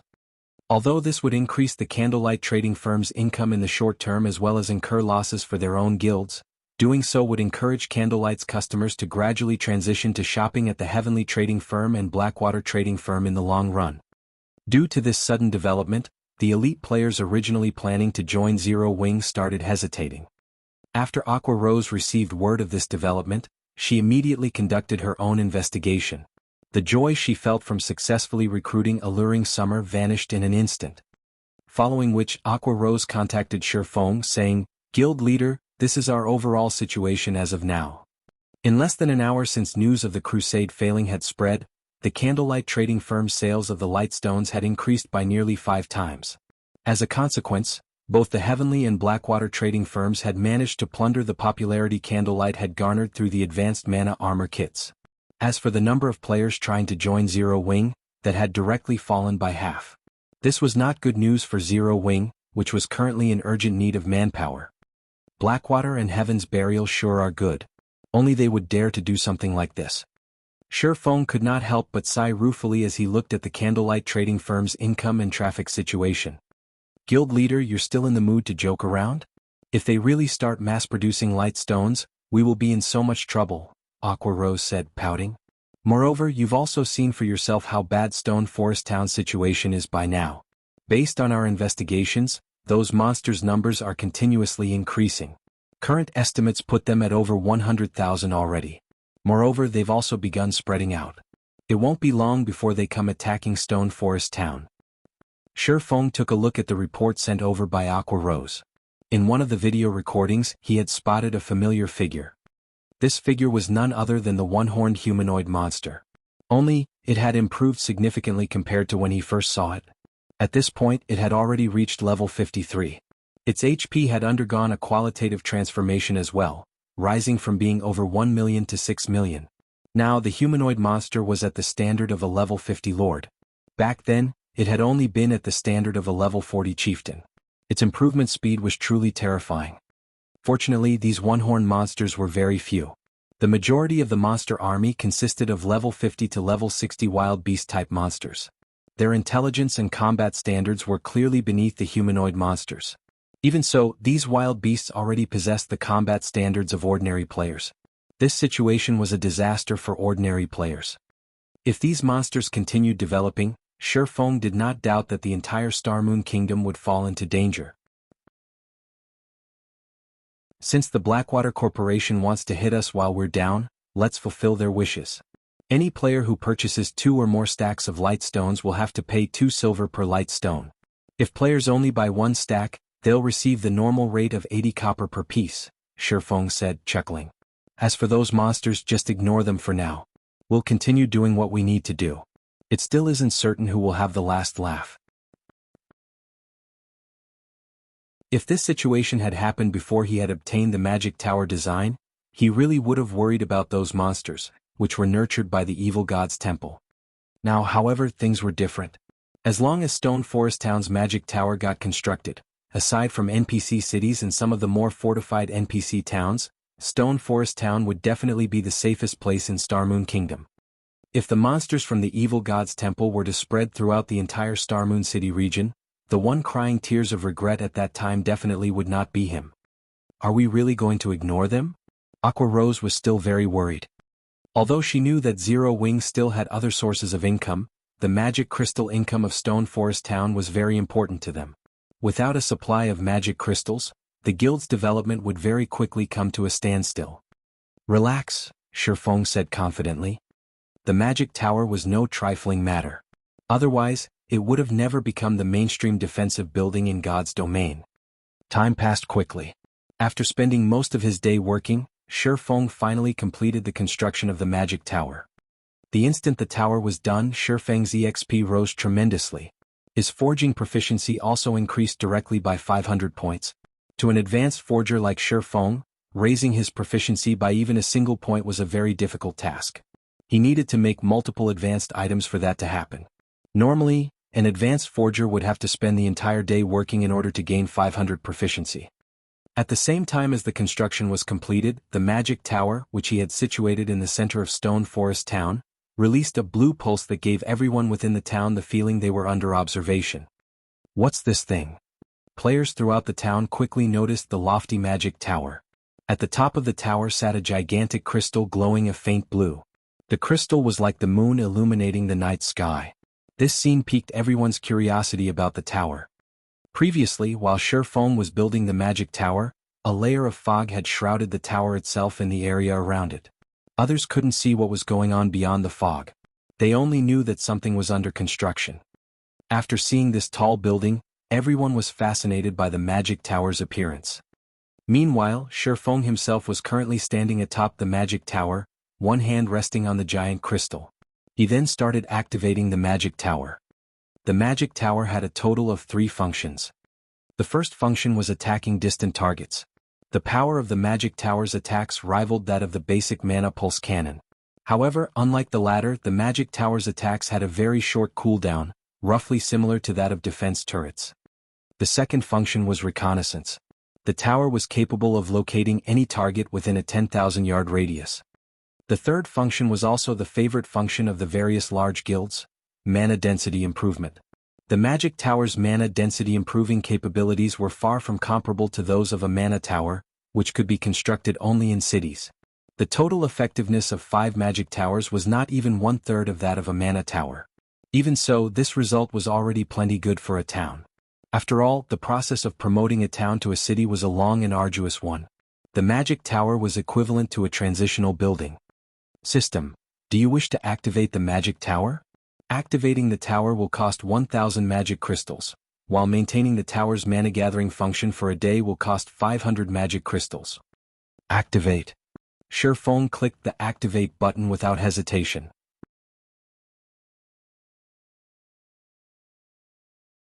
Chapter 1031. When water rises, the boat rises with it. Hellscythe_VampireCat. Chapter 1031. When water rises, the boat rises with it. After Shifeng tapped on the semi-transparent light blue screen before him, 1,500 magic crystals instantly disappeared from his bag. Immediately, the gigantic crystal atop the magic tower released a dazzling light blue beam that shot 400 yards into the air before bursting apart and spreading over the entire stone forest town like an opened umbrella. This spectacular sight stunned all the players within the town. What's going on? Is Zero Wing setting up a magic barrier? Everyone could not help but start discussing the magic tower. However, while most people were chatting, a few expert players with sharp senses suddenly discovered that the density of the ambient mana was actually rising gradually. Are you guys feeling it? The mana density in the town seems to be rising. Yeah, now that you mention it, my mind does feel a lot clearer than before. Wait, take a look at your status windows. There's an extra buff in mine. As experts voiced their findings in surprise one after another, more and more players also noticed the changes that had occurred to the town.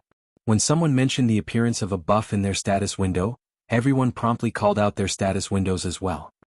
Ample mana state stamina and concentration recovery improved significantly. Player will be able to maintain a clear state of mind at all times while in this state. This buff is too amazing. Hooray, Zero Wing. Ah, this is too awesome. My current recovery rate already rivals the recovery rate inside a hotel. With this, I won't have to rest in a hotel anymore. What a fool. I just came out from a hotel. Resting in one is way better. Not only is the recovery rate there faster, but as long as you rest for 5 hours, once you exit from the ample mana state, your EXP acquisition rate will be 30% higher for 2 hours. If you rest for 10 hours, you get 4 hours worth of 30% bonus EXP. What? That amazing. You'll know once you go test it out. I have to work during the day, so I'll definitely have to rest over 10 hours in a hotel. With this, I won't have to worry about falling behind in levels. After the players in the town realized the effects of the magic tower, many of them couldn't hold back their excitement and started cheering loudly in the streets. The majority of the players in Stone Forest Town were independent players. Unlike guild players who had guild residences, they did not have the opportunity to accumulate the double EXP buff. Hence, independent players generally lagged behind guild players in levels. However, as many independent players disliked the restrictive rules of guilds, they would rather level up at a slower pace than join a guild. That way, they could enjoy a free and comfortable lifestyle as well as the exciting adventures God's domain had to offer. However, now that they could also enjoy an EXP increase buff by resting in hotels, how could they not get excited? With this, they could have their freedom and level up quickly at the same time. The originally bustling hotels suddenly became jammed with players. Every independent player in town had rushed to the nearest hotel in the hopes of renting a room for themselves. Previously, everyone had angrily cursed that the hotel rates of Stone Forest Town were daylight robbery, as the town was charging nearly triple that of other places, and only by paying with magic crystals would they receive the normal rate. Now, however, everyone thought nothing of it. Instead, they felt that this price was a bargain. After all, after resting for 10 hours, one would have a 30% increased EXP acquisition rate for 4 hours. Crap, this is a scam. I'm already using magic crystals to pay, so why are the rates still triple the normal hotel rates? If you can't afford it, get lost. Can't you see that there's still a bunch of people waiting to rent a room? Ah. Luckily, I was smart enough to rent a room for 10 days before this situation happened. I've saved a fortune this time. Currently, every hotel within Stone Forest Town was packed with independent players. Although many were disgruntled at the price markup, the 30% EXP buff was just too important. Hence, they had no choice but to grit their teeth and rent a room. Moreover, every player would rent for at least 10 days. Otherwise, when demand for the hotel rooms skyrocketed in the future, they might not get an opportunity to rent one. Guild leader, this magic tower is simply amazing. It's only been a few minutes, but every hotel in Stone Forest Town is already at capacity. Right now, many players are even complaining that there are too few hotels in town and are demanding that we build more, Blackie reported, smiling. Originally, renting a room for a day in one of Stone Forest Town's hotels cost only 50 copper. Now, even after jacking up the price to 1 silver, 50 copper, the many hotels in town still could not keep up with demand. Moreover, this price was for transactions in magic crystals. If players were using coins, they would have to pay 3 silver per day. Ignore the matters regarding the hotels for now. Prioritize constructing a battle arena. That's where the money will really come from, Shifeng said, shaking his head. Although hotels seemed to be very profitable, in reality, these establishments did not earn a lot of money. Hotels simply took up too much space. Moreover, Zero Wing would only gross a maximum of 1 silver, 50 copper per day from each player. After deducting the cost of hiring NPCs to manage the hotels, the guild was earning roughly 1 silver, 20 copper from each player. Currently, the hotels in Stone Forest Town could accommodate a maximum of 20,000 people only. In other words, Zero Wing could earn 240 gold per day at most through the hotels, a large sum of money to ordinary large guilds, but to Zero Wing this was a drop in the bucket. Moreover, 20,000 players were not even 1/10 of Stone Forest Town's population. Even so, the current number of hotels occupied over half of the town's lands. Originally, the reason why Shifeng had constructed so many cheap hotels was to earn magic crystals. However, now that he had the magic tower, there was another building that could earn him even more money, the battle arena. The battle arena was a place where players could fight against each other. Due to the magic tower, the mana density in the entire town had increased. This situation would be of great assistance to players, just like in the trial tower of the Divine Colosseum. Under the effects of Stone Forest Town's environment, players could maintain a very clear state of mind. Fighting under such a state would be of great help in improving their strength. However, inside a player-constructed town, PvP was prohibited.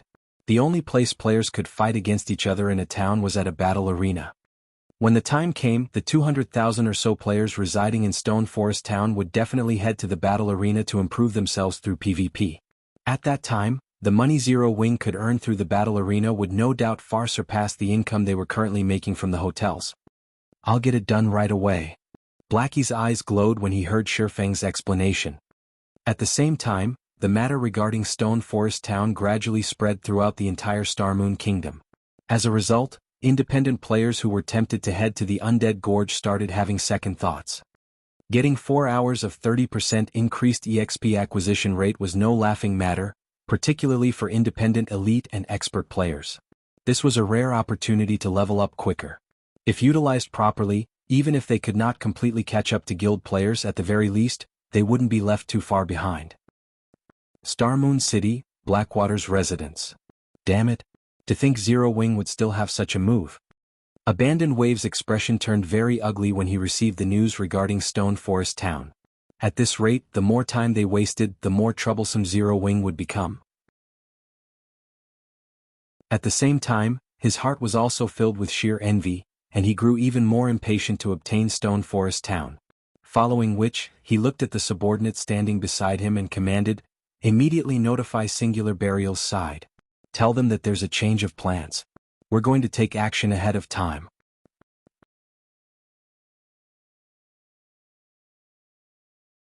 Chapter 1032, Independent Players Holy Land. Hellscythe_Fluffy Goblin. Chapter 1032, Independent Players Holy Land. The several upper echelons inside Blackwater's guild leader's office were shocked when they heard Abandoned Wave's command. Though they could understand Abandoned Wave's train of thought. Stone Forest Town's latest transformation made it all the more tempting. Stone Forest Town had been, at most, a tool that Blackwater could use to defeat Zero Wing, but now the town was a mountain of gold and silver that could massively help Blackwater's establishment in God's domain. To current guilds, magic crystals were incredibly important. If a guild wanted to nurture and improve its members' techniques quickly, sending them to the Divine Colosseum's trial tower was undoubtedly the fastest way. In order to do so, they needed magic crystals. Unfortunately, magic crystals were too difficult to procure. Even with the massive wealth and connections the Blackwater Corporation possessed, they could only procure a limited amount. In the end, the guild could only supply its experts and a small number of elite members with magic crystals. In Blackwater, there was no lack of talented players. As long as they had enough magic crystals, they could nurture large groups of experts as they wished. Now that Stone Forest Town's mana density had increased and players could acquire a 30% EXP buff from the town's hotels, the town would attract swarms of independent players. Unlike when these players' choices of leveling areas had been limited, now, they could go to Stone Forest Town if they wanted to level quickly. The sooner Blackwater took control of Stone Forest Town, the sooner it could officially start its conquest of God's domain. Boss Wave, we still have a lot of preparation. If we take action now, it might be difficult to take down Stone Forest Town, Laughing Drunkard advised. Moreover, Big Sis Ling has set out to negotiate with Pantheon. If Pantheon agrees to lend us their experts, it will be easy to take the town. We don't need to be in such a hurry. You're right. I was a little impatient, Abandoned Wave admitted as he took in a deep breath. He then laughed and said, I was still angry about Zero Wing's actions. Now, however, it would seem that I should thank them. They've even gone ahead and sent me a gift in their final moments. Let's give them another 2 days to live then. However, you should head to Stone Forest Town and investigate the new building. The town's sudden transformation is definitely related to that tower. I want to know how we can construct one for ourselves as soon as possible. He had been somewhat impatient. The sealing magic array in the Stoneclaw Mountains was still incomplete. Without it, capturing Stone Forest Town would be quite difficult. However, once the magic array was complete and they persuaded the Super Guild Pantheon, Zero Wing wouldn't be able to hold the town, regardless of the guild's capabilities. As Blackwater planned to wait for the sealing magic array's completion, the independent players throughout Starmoon Kingdom were in an uproar. As a result, many major companies which had doubted Zero Wing's future, began to regret their decisions. Due to the magic tower, Stone Forest Town's potential and value had increased exponentially. To companies like theirs, nothing was more important than sufficient players. Initially, they had been certain that Stone Forest Town's player population would never be high enough. However, things had changed. With the town's favorable environment, it was only a matter of time before its population multiplied by several times. If they set up a virtual store in Stone Forest Town, their businesses would definitely gain a following. If their companies could occupy a portion of the virtual market ahead of their competition, they would have a brighter future in God's domain. Suddenly, Aqua Rose contacted Shirfong. Happily, she said, Guild leader, some of the companies that were hesitating have contacted me stating that they want to discuss cooperation with you. Previously, she had worried that Shirfong had been too arrogant and that none of the companies would be willing to work with them. Now, however, over 20 companies had contacted her. Moreover, every one of these companies was far more powerful than the few that had tried to take advantage of their predicament. Oh, they sure are quick to decide.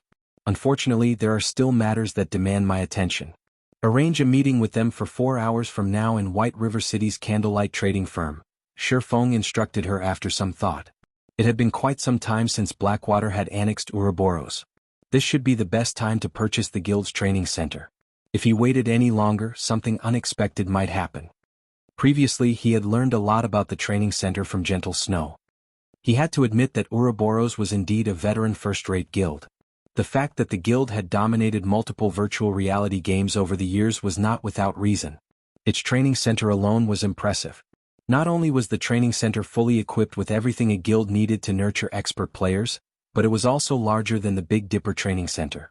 Moreover, the training center had been built in the downtown area of a first-tier city with an extremely large population. Every inch of that real estate was probably worth its weight in gold. If not for Gentle Snow holding a considerable amount of the training center's shares, which allowed her to mark down the price, he wouldn't have been able to get his hands on it, even if he paid double. All right, guild leader, one more thing. It seems Phoenix Rain has gotten wind of this and wishes to join the discussion as well. Should we invite her? Aqua Rose asked. Phoenix Rain. Shirfong was slightly surprised. He then said, all right, call her. Phoenix Rain was a pavilion master in the Dragon Phoenix Pavilion. She should have considerable status in the real world too. The fact that Phoenix Rain had qualified to send a battle team into the Dark Arena showed that the power backing her was extraordinary. She clearly had her own abundant wealth. Her interest in these negotiations was nothing but good news for Shirfong. Elsewhere, a 50-man team fought a pack of level 45 grassland ice wolves in a grassy field. There were over 200 of these elite-ranked ice wolves with a level 45 chieftain leading the pack. However, this group gradually exterminated these elite monsters like a well-oiled machine. Even against a level 45 chieftain, the leading level 40 guardian knight tanked the boss by himself.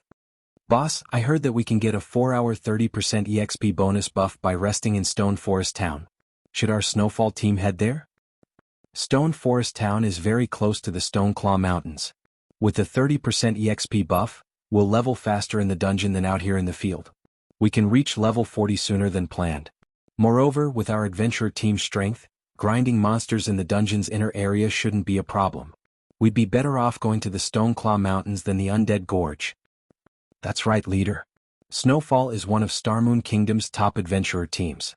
If we let the newer adventurer teams catch up to us, we'll become a laughingstock.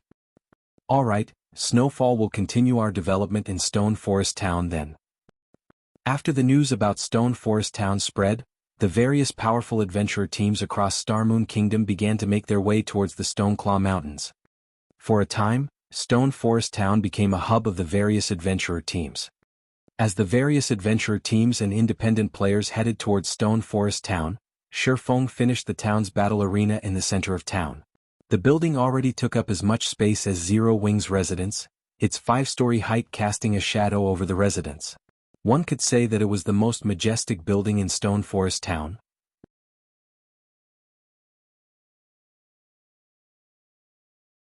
Chapter 1033, Rise of Stone Forest Town.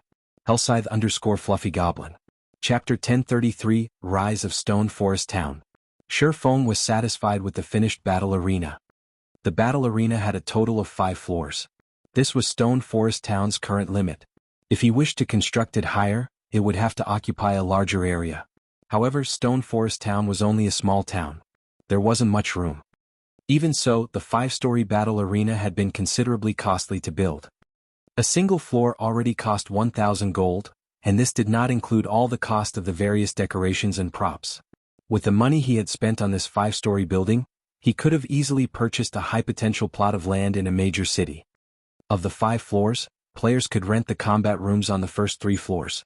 Naturally, these rooms were more expensive than in NPC cities. After all, players could enjoy the ample mana state throughout the building. Hence, Shifeng had set the rent at 1 silver per hour.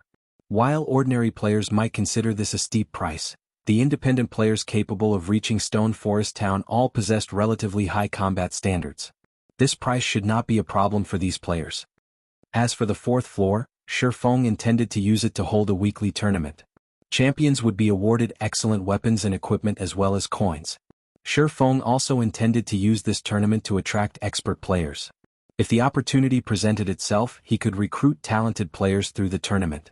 Meanwhile, Zero Wing would charge spectators an entrance fee. Finally, the battle arena's 5th floor consisted of private rooms. There was also a tournament field. However, to participate in the 5th floor tournament, players had to rank within the top 5 in the 4th floor tournament. These players would also have access to the private rooms. Not only could players enjoy benefits similar to the town's hotels, but these private rooms were also much larger than usual hotel rooms. Players could also enjoy the view overlooking Stone Forest Town from their rooms. Meanwhile, unlike the 4th floor tournament, the 5th floor tournament would incorporate an elimination system. The 5th floor could only accommodate a maximum of 30 players. New arrivals could challenge the ranked players. Afterward, based on their weekly ranks, the top 30 players would get to remain on the 5th floor while the rest were disqualified. Also, the higher ranked a player was, the more benefits they enjoyed. Now that we've finished the construction, it's time to recruit some NPCs to manage this place. Shifeng could not help his excitement as he gazed at the towering battle arena. In the past, many large guilds had constructed battle arenas as soon as they had their own magic towers in order to make a fortune. Unfortunately, Shadow had struggled to obtain a town of its own, much less construct a magic tower. By the time Shadow had its own magic tower, other guilds' battle arenas had become incredibly popular. Shadow had no hope of competing with them. This trend was similar to the real world's fighting competitions. Back then, the battle arenas had become hugely popular throughout God's domain. Due to this, the battle arenas had replaced the fighting competitions in the real world. Now, not only had Shifeng obtained a magic tower so early into the game, but he also had a battle arena to go with it. With this, he could seize a share of this market before others. By the time he constructed his city, he could further expand his battle arena business. Unlike towns, he could construct mana towers in a city. Moreover, a city's buildings could be much taller. In the past, a super guild that had specifically constructed a massive tower meant for combat, the combat tower. Countless players had gone crazy over the combat tower. Many experts had even made a goal of reaching the tower's peak. If they could reach the top of the combat tower, guilds would instantly target them for recruitment. Even if they did not join a large guild, reaching the top of the combat tower would award them enough to enjoy a life of leisure for the rest of their days. Whether it was for fame or wealth, many players chose to challenge the combat tower. Now that Shifeng had constructed his first battle arena, the first stage of his project was complete. Next, he needed to scale up this project. However, it was particularly difficult to ramp up such a large-scale project. Furthermore, the cost of constructing a building that stood over 100 stories tall was even enough to drive super guilds insane. Following which, Shifeng used a return scroll and teleported to White River City, intending to search for management NPCs. Meanwhile, shortly after the battle arena was complete, it became the focal point of Stone Forest Town. Isn't this a battle arena? Why has Zero Wing constructed a battle arena here? Are you a fool? Don't you know that PvP is not allowed in player towns? Now that the town's mana density is so high, it would be a waste not to spar. I wonder when the arena will open to the public? I want to try it out. Hopefully it won't be too expensive. The town's players discussed the battle arena excitedly. To players who had experienced the trial tower, they knew that the denser the environmental mana was, the stronger they would be in a fight. They would be able to improve their techniques faster. After all, not everyone possessed extraordinary concentration. A mana-rich environment could help players maintain a high degree of concentration. Only the cost of using the Divine Colosseum's trial tower was too high. Each challenge cost 1 magic crystal. Even elite players could not afford such an expenditure. However, it was a different story for a player-constructed battle arena. As the establishment was intended for public use, the fees wouldn't be as high as the trial tower. Moreover, unlike the trial tower, players could conduct PvP matches with other players in the battle arena. Their development in the battle arena might not be any slower than in the trial tower. For a time, news about Stone Forest Town's battle arena gradually spread throughout Starmoon Kingdom. Players who had not been particularly interested in Stone Forest Town began to change their minds. There were all sorts of players in God's domain. Some loved adventuring, some loved fighting, some loved leveling up, and some only had money on their minds. However, all of these players shared one common interest: combat standards.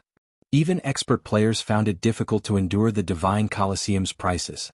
Generally, only guild players with the support of their guilds could afford to play there.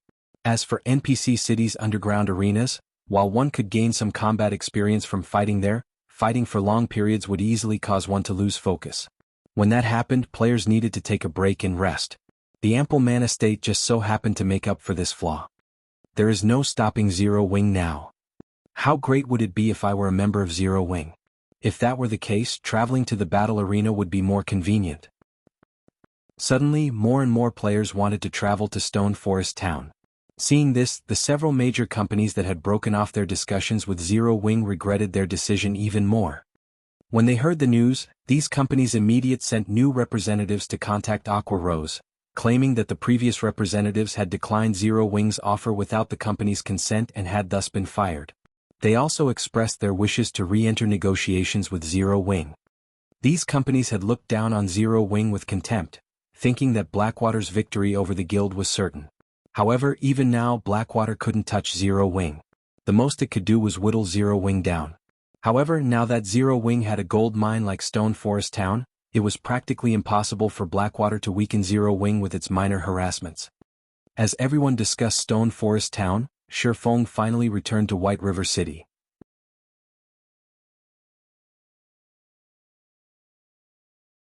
Chapter 1034, Crimson Emperor.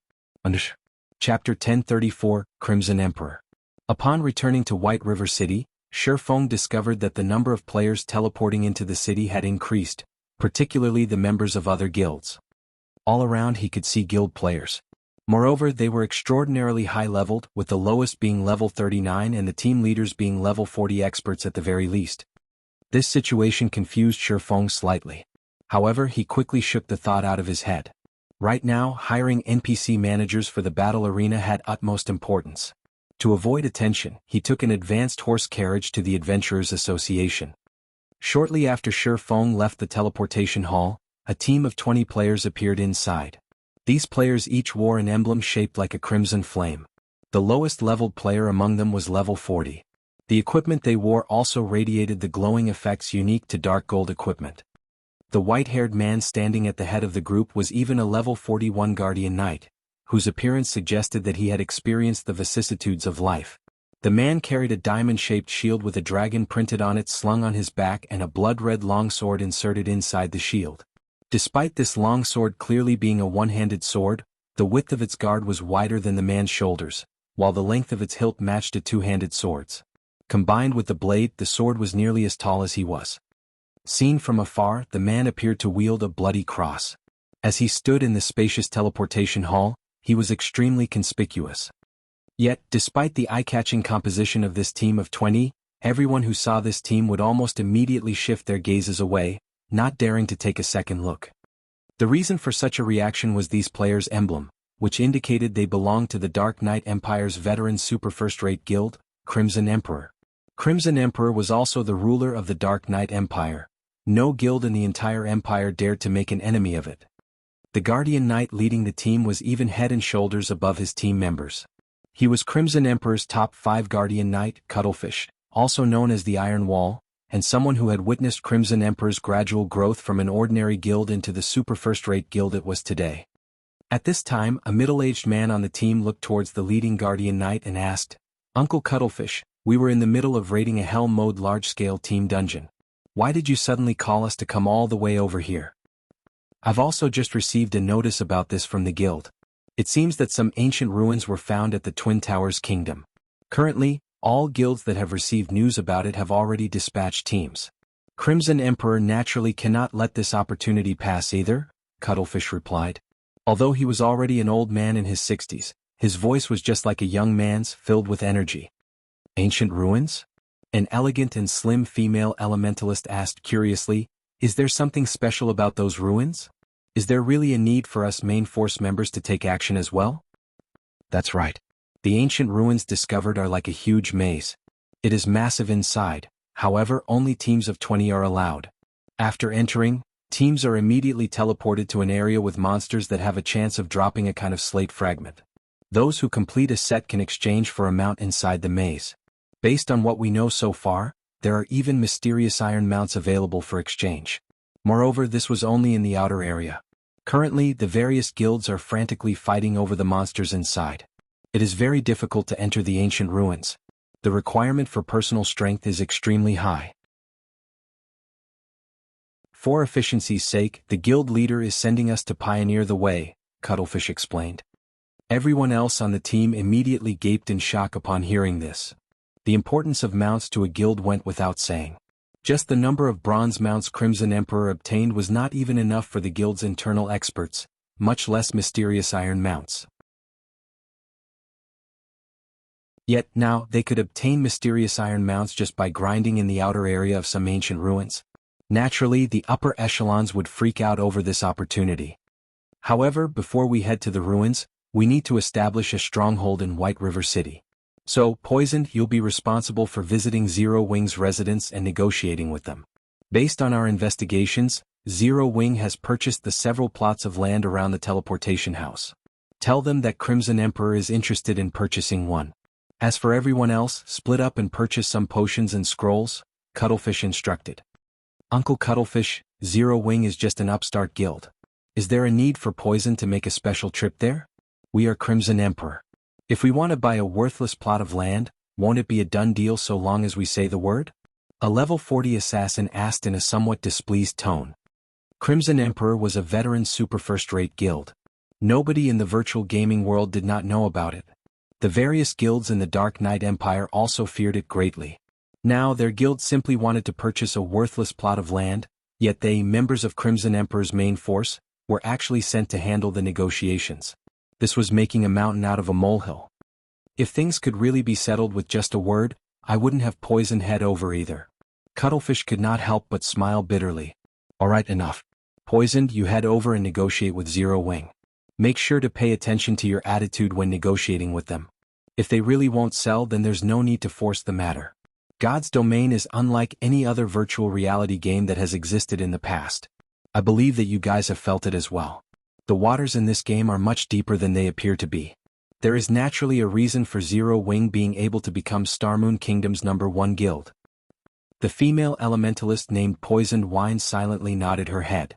Inwardly, though, she too felt that Cuttlefish was making too much of Zero Wing. Inside the Adventurers Association, Shi Feng directly switched to his Spirit Slayer title and walked up to the front counter. Upon seeing Shi Feng, The blonde receptionist with green eyes immediately received him with great respect. "Lord Spirit Slayer, how may I be of service to you today?" the NPC receptionist asked respectfully. "I wish to hire some advanced managers," Shifeng replied. "Alright then. Please follow me to the VIP room on the second floor. We'll bring the related documents over to you right away."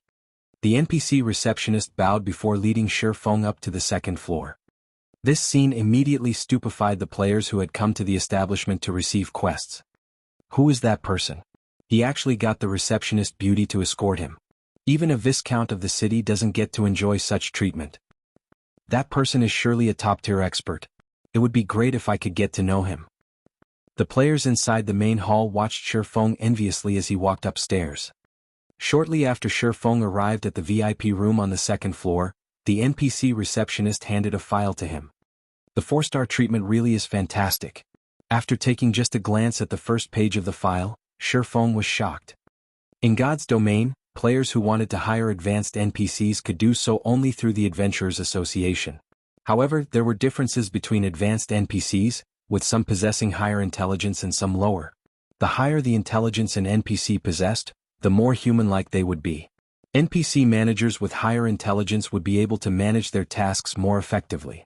Some NPCs even possessed management skills that were superior to players.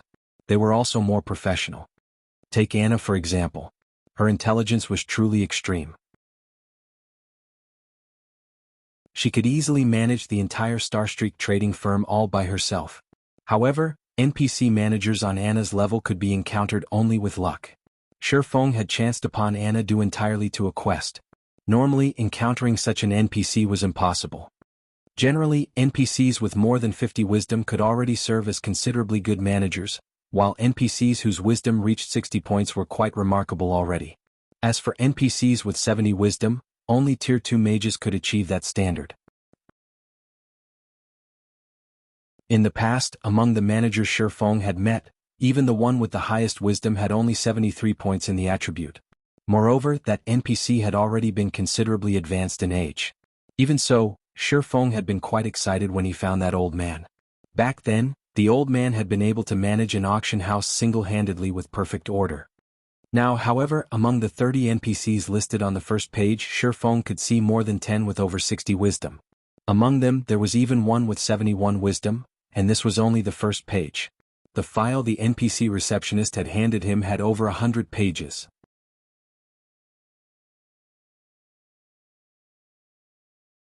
Chapter 1035, Times Have Changed.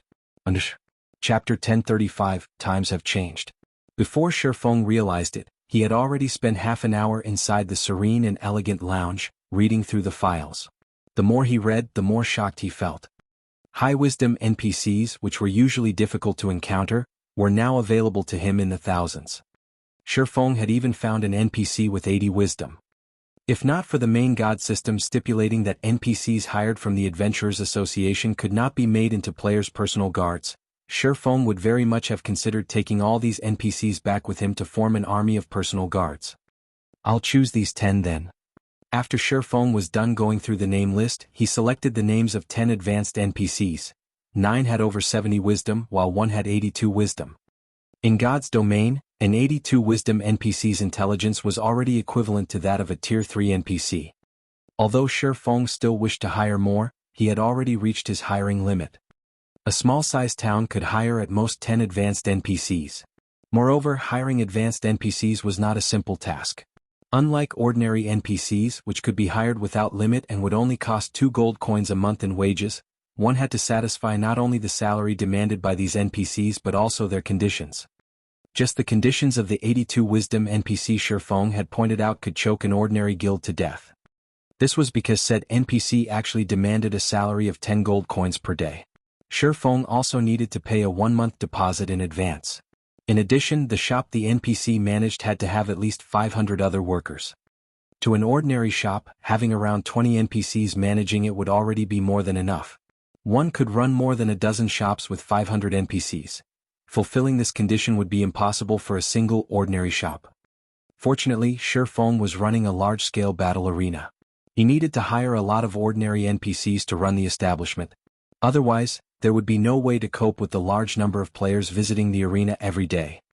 After Feng confirmed his choices, the NPC beauty beside him happily tallied the bill and very quickly provided him with a figure, saying, "Lord Spirit Slayer, you have chosen to hire 10 advanced managers and 500 normal managers.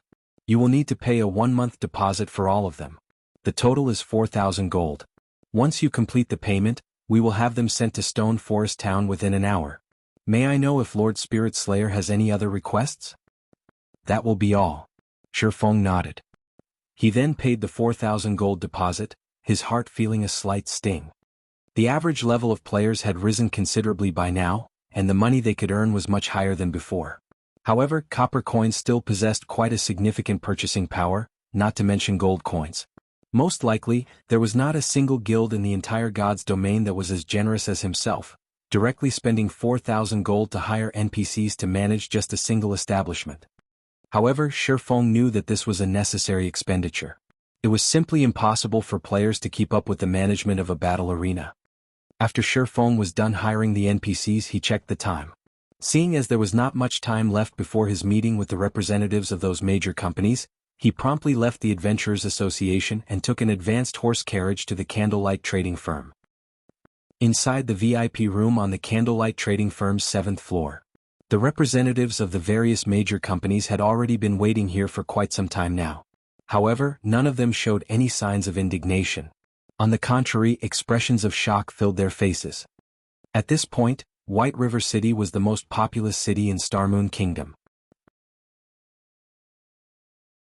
Meanwhile, the Candlelight trading firm was situated in the central business district of White River City.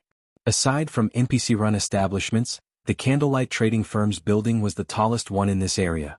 From the top floor of the building, their view of the city streets was unobstructed. They felt as if they were kings overlooking the entire city. However, this unique scenery was still only secondary when compared to the report they had just received. During this period, the number of players residing in Stone Forest Town had already hit the 500,000 mark. In the future, that number was sure to double. A player population of 1 million was equivalent to the population of a major NPC city. If they could set up a virtual store in this bustling town, said store would definitely have no lack of customers. The only problem was that Stone Forest Town was too small. If the town were a medium-sized town, then that would be perfect. However, Stone Forest Town's protection period had ended just recently. The town was only beginning to attract NPCs. It would still take a considerable amount of time to get promoted. Furthermore, Zero Wing was simply asking for too much money. With 1 billion credits, these major companies could establish a large guild of their own or invest into a second-rate guild. With the latter option, they could even obtain a considerable number of shares. By cooperating with Zero Wing, however, they would only get priority in investing into a town. They would only receive a guarantee that they could directly rent a golden land in one of the towns Zero Wing captured. The rent of these lands would be gradually deducted from this 1 billion deposit. This condition was truly a little outrageous. Of course, after they signed the agreement, if they did not wish to continue renting land from Zero Wing, they could get back their remaining deposit after half a year.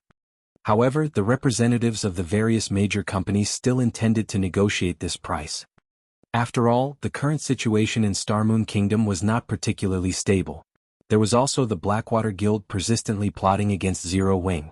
Hence, they intended to use this opportunity to reduce the price. Just as everyone was pondering how they should go about negotiating with Zero Wing, the doors to the lounge suddenly opened. A woman with an extraordinary figure walked into the room. Although she had hidden her face with a black cloak, judging from her graceful figure, her countenance was no doubt heavenly as well. Could this beauty be trying to cooperate with Zero Wing as well? Everyone in the room immediately started quietly discussing this beauty's identity among themselves. However, they very quickly discovered that this woman's seat was right next to the seat of honor. One could just imagine how much importance Zero Wing placed on this peerless beauty. Meanwhile, this peerless beauty was none other than Phoenix Rain. When Phoenix Rain entered the room, she too was momentarily surprised. She had never imagined that there would be so many companies interested in cooperating with Zero Wing. Moreover, these companies all possessed extraordinary backgrounds that rivaled even Aqua Rose's Sun and Moon group. After she entered, she also discovered that Aqua Rose had become significantly stronger. Although the Cursemancer had hidden her level, the aura she radiated was indubitable. In addition, Violet Cloud, who stood beside Aqua Rose, was even more amazing. Phoenix Rain herself felt a significant amount of danger coming from the young lady. As for Alluring Summer, on the other side of Aqua Rose, she too was relatively powerful. A level 41 elementalist could easily rank at the top of any guild. Moreover, Alluring Summer looked to be rather young, so she should still have great potential for growth. Is this really the Zero Wing I know? After Phoenix Rain observed Violet Cloud further, she suddenly noticed that the young lady's every motion looked very natural, and this discovery shocked her greatly. She had seen Violet Cloud fighting at the Dark Arena before.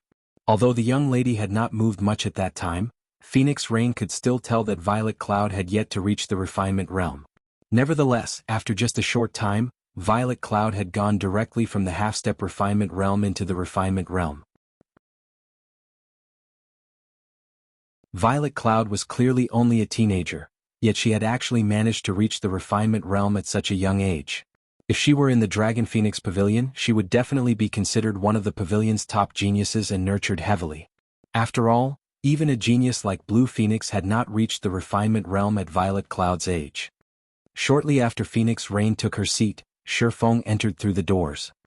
Hellscythe_.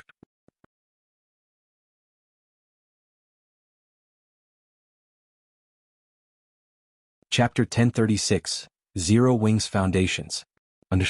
Chapter 1036, Zero Wings Foundations.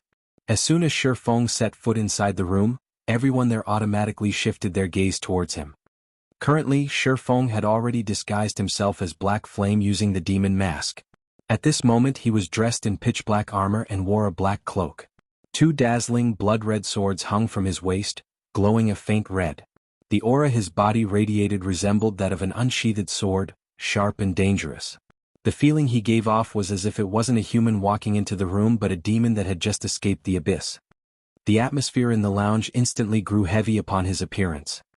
When Shifeng's gaze swept over the representatives of the various major companies, they instinctively lowered their heads, due to the mental oppression they felt, none of them daring to make eye contact. He's Zero Wings Guild leader, Black Flame? Isn't he a little too strong? Alluring Summer could not help but gasp upon seeing Shifeng. He's practically a monster. Haven't I already told you this before? Our guild leader is very strong, Aqua Rose said somewhat pridefully. As long as you develop yourself in Zero Wing, it is only a matter of time before you achieve that dream of yours. At this moment, Phoenix Rain's eyes had also widened in shock as she looked at Shifeng slowly walking over to her. Just how much has he improved again? During her last encounter with Shifeng, the latter only gave her the feeling of a sheathed sword. Now, however, his aura was entirely different. It was utterly overpowering, impressing on others the presence of a steamroller. Rather than calling him a player, he was practically a humanoid lord. Shifeng did not pay much attention to Phoenix Rain's shocked reaction. He had on the level 50 fine gold ranked magic light set equipment. His basic attributes were far superior to those using level 40 or level 45 dark gold equipment. After all, level 50 equipment was meant for tier 2 players. Phoenix Rain was naturally no match for him in terms of attributes. Not to mention he also wielded a fragmented legendary item and multiple epic weapons and equipment. Strength-wise, he had long since surpassed Lord-ranked monsters of the same level. Hence, it was only normal for Phoenix Rain to feel a massive sense of oppression when he did not suppress his aura. However, Shifeng's grandiose entrance had made the various company representatives lose their composure. Now they were no longer as confident as before. After taking his seat, Shifeng took another look at everyone present before saying straightforwardly, "Since you all wish to cooperate with Zero Wing, I believe you should have already read the agreement given to you, correct? If you have any problems, ask away. However, take note that Zero Wing will not make any changes to the conditions of cooperation, no matter what." Guild leader Black Flame, although Stone Forest Town indeed has excellent prospects, the conditions you require are simply excessive. You could even say that they are far above Stone Forest Town's potential value. Moreover, 1 billion is no small number. If we invest that kind of money into a second-rate guild, we can take control of a significant portion of said guild's shares. Hence, after a discussion among ourselves, we believe that 100 million credits should be a more suitable amount. This way we'll have a much better time cooperating with each other in the future. After all, the current Stone Forest Town is only that big. Its value is extremely limited. There won't be a single company that will agree to your price of 1 billion. We hope that guild leader Black Flame can reconsider this matter. Our companies are sincerely trying to cooperate with Zero Wing. The representatives of the 20 major companies all expressed their reluctance to pay such a high deposit. Moreover, they also firmly believe that no company would foolishly agree to this condition. However, in order to get a head start in occupying the virtual market, their companies were still willing to pay a certain price. It seems you all are operating under a misconception. Zero Wing's offer of a 1 billion deposit is only the threshold for cooperation. In addition, Zero Wing is providing only 10 slots. This doesn't mean that anyone with 1 billion credits will qualify for this offer.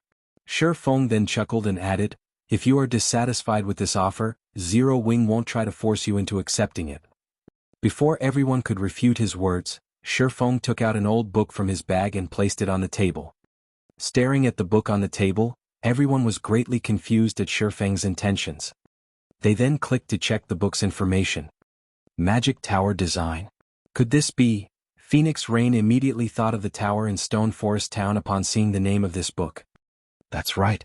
Just like you've surmised, the tower constructed in Stone Forest Town is indeed a magic tower.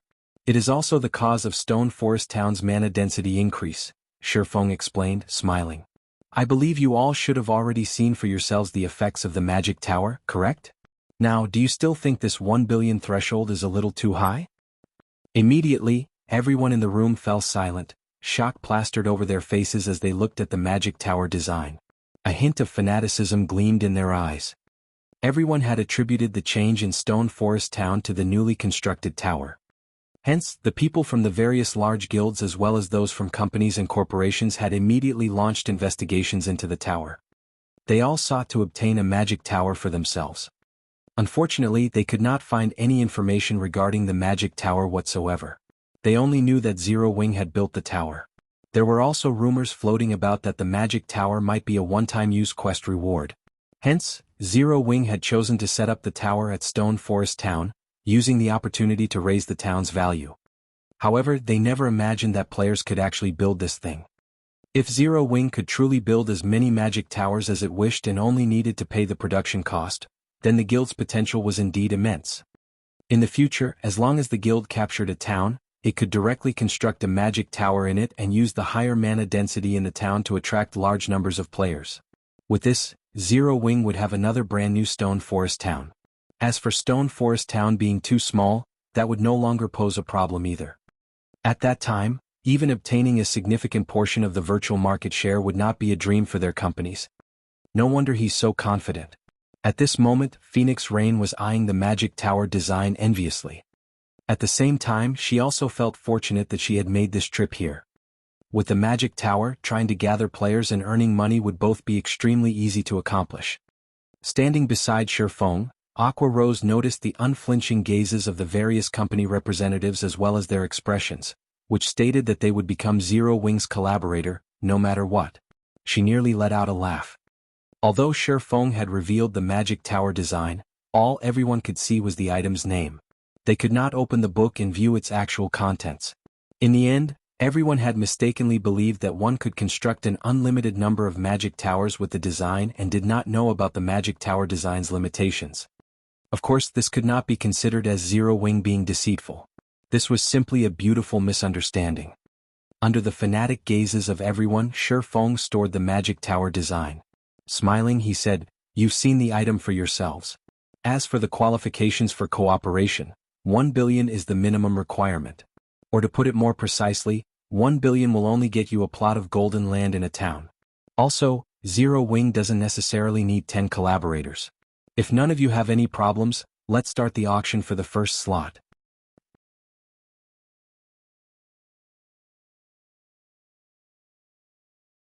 Chapter 1037, Insane Woman. Hellscythe_VampireCat. Chapter 1037, Insane Woman. Shi Feng's words caused another commotion in the room. None of the representatives had expected him to have such intentions from the very beginning. This sudden announcement truly caught them by surprise. The various company representatives who were originally sitting close together, immediately started eyeing the people next to them, a wary expression appearing on their faces. At the same time, They were also secretly contacting the directors of their companies, hoping to get a quick reply from them. Nobody present was a fool. They knew just how much was at stake here. Just the value of a single town with a magic tower could practically rival that of 8 player-owned towns. Moreover, capturing 8 towns was easier said than done. Even if one managed to seize so many towns, the investments needed to develop these towns were not something an ordinary large guild could support. Most likely, only entities like super guilds would be able to operate 8 towns simultaneously at this stage of the game. However, buying a plot of land in the towns owned by super guilds was nigh impossible for their companies. That was no longer a problem that could be solved with enough money. Super guilds operated differently from ordinary large guilds. They were playing virtual reality games with the intention of monopolizing a large share of the virtual industry and were more than capable of doing so. Hence, why would they want to split their profits with someone else? On the other hand, Zero Wing only needed to capture 1 town to gain the economic benefits of 8 towns. If their companies could gain priority in investing in Zero Wing's towns, they might be able to establish themselves in God's domain's virtual industry. How could they possibly let this opportunity get away? Seeing Shifeng remaining silent for some time after his announcement, Aqua Rose could not help but ask softly, "Guild leader, are you still not going to start the auction?" "Wait a little. There's no need to rush this matter. We'll let them digest this information first. When the time comes, they'll compete with even greater ferocity," Shifeng replied, smiling as he looked at the company representatives busy contacting their superiors. Originally, this matter of cooperation had been relatively urgent. He had even made plans to risk exposing the city building order just to gather enough funds to purchase Ouroboros's training center. The existence of a training center was simply too important to a guild. This relevance was akin to that of the current dojos. The experts nurtured in dojos would go on to participate in all sorts of competitions. Training centers were similar in this respect, where the experts nurtured in training centers would go on to participate in all sorts of virtual competitions. The only difference was that virtual competitions possessed much greater influence and competitiveness. Moreover, if Shifeng had his own training center, he could do things much more conveniently. He would have less to worry about in other matters. Most importantly, he could recruit and nurture members en masse rather than in limited numbers. He could also attract many more people to Zero Wing. This was also one of the reasons why super guilds would never have a lack of recruits each year. After all, nobody would wish to spend their entire life fighting for a half-dead guild that did not even have a proper workplace in the real world. Due to this reason, second- and third-rate guilds would often be a flash in the pan in the virtual gaming world, while first-rate guilds and above remained as steady as a mountain in the industry. After Shifeng waited for a short while, the various company representatives finally completed their tasks. They then turned to look at Shifeng, their eyes filled with appreciation for his patience. "It seems you all have prepared yourselves already. Let's begin then," Shifeng said after getting silent confirmation from everyone present. "The starting bid for the first cooperation spot is priced at 1 billion credits. Every increment must be no less than 10 million. 1 billion 20 million. 1 billion 30 million. 1 billion 40 million. At this moment, the various company representatives no longer hesitated as they began frantically calling out bids one after another. There were only 10 slots available. Even in the best-case scenario, only 10 companies could cooperate with Zero Wing. Meanwhile, there were 20 companies present. If some companies were slightly greedy and were willing to pay the price and gamble on Zero Wing's future, a single company might purchase 2 or even 3 slots. After all, however small a town was, there should still be no problem if it had 2 or 3 of the same virtual stores. The stores should not affect each other too greatly. Most importantly, the money they invested could still be taken back. They were merely placing a deposit for renting lands right now. Moreover, judging by the popularity of God's domain, they could already tell what the future of the virtual industry would look like. Most likely, it would be even more profitable than the real estate industry. Hence, the various companies intended to obtain as many cooperation slots as they could right now. Very quickly, the first cooperation slot's price had risen to 1,200 million. Moreover, the bidders still showed no signs of stopping. "Aqua, your guild leader is simply too good at doing business. He's practically robbing them at this point," Alluring Summer said, smacking her lips. This was not her first time seeing such large transactions taking place. After all, just the construction of a single 5-star hotel in the real world cost nearly 10 billion credits. It was even more expensive for 6- and 7-star hotels. However, this was definitely her first time seeing a virtual store selling for such a high price. This is nothing. Those who want to cooperate with us in the future will have to pay an even higher price, Aqua Rose said, unfazed by this situation. Although the towns in God's domain were good, they were a far cry from being comparable to a city, particularly the first player-owned city in God's domain. If not for the fact that they could not publicize the matter of the city-building order yet, these companies wouldn't even have the qualifications to negotiate with Zero Wing. During the brief moment Aqua Rose was chatting with Alluring Summer, the price for the cooperation slot had hit 1,300 million. However, as the bids continued increasing and were approaching 1,500 million, the number of people calling out offers started dwindling. At this moment, a clear voice resounded throughout the lounge. 2 billion. Everyone instantly turned to look at the bidder in shock. This person was none other than Phoenix Rain. This woman has lost her mind. She actually bid 2 billion. Who is she? Everyone was stunned by Phoenix Rain's bid. Although they also had that kind of money, the more they could save, the better. Is there anyone willing to place a higher bid? Shi Feng asked for confirmation as he swept a glance at everyone present. He was not particularly surprised by Phoenix Rain's bid. After all, she was someone capable of obtaining a battle team slot for the Dark Arena. How could her origins be ordinary? After Shi Feng sought confirmation 3 times, he sent the first official contract to Phoenix Rain. Afterwards, she simply needed to place her signature on it. When all the representatives present laid eyes on the contract, envy surfaced on their faces. They then made preparations to bid for the second contract. However, as soon as Shi Feng announced the bid for the second contract, Phoenix Rain again said softly, 2 billion. Silence fell once more. The representatives all felt hatred and frustration towards Phoenix Rain's actions. What the hell is with this woman? She is simply insane. There are 10 slots available. I refuse to believe she can take down a third one.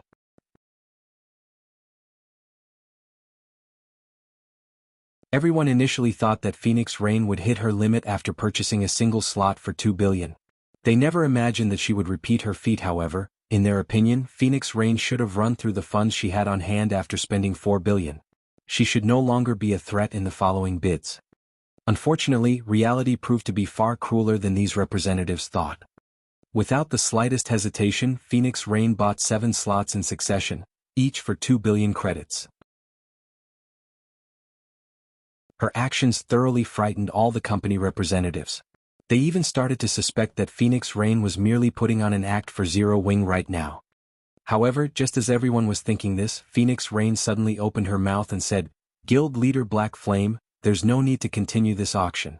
I want all the remaining slots.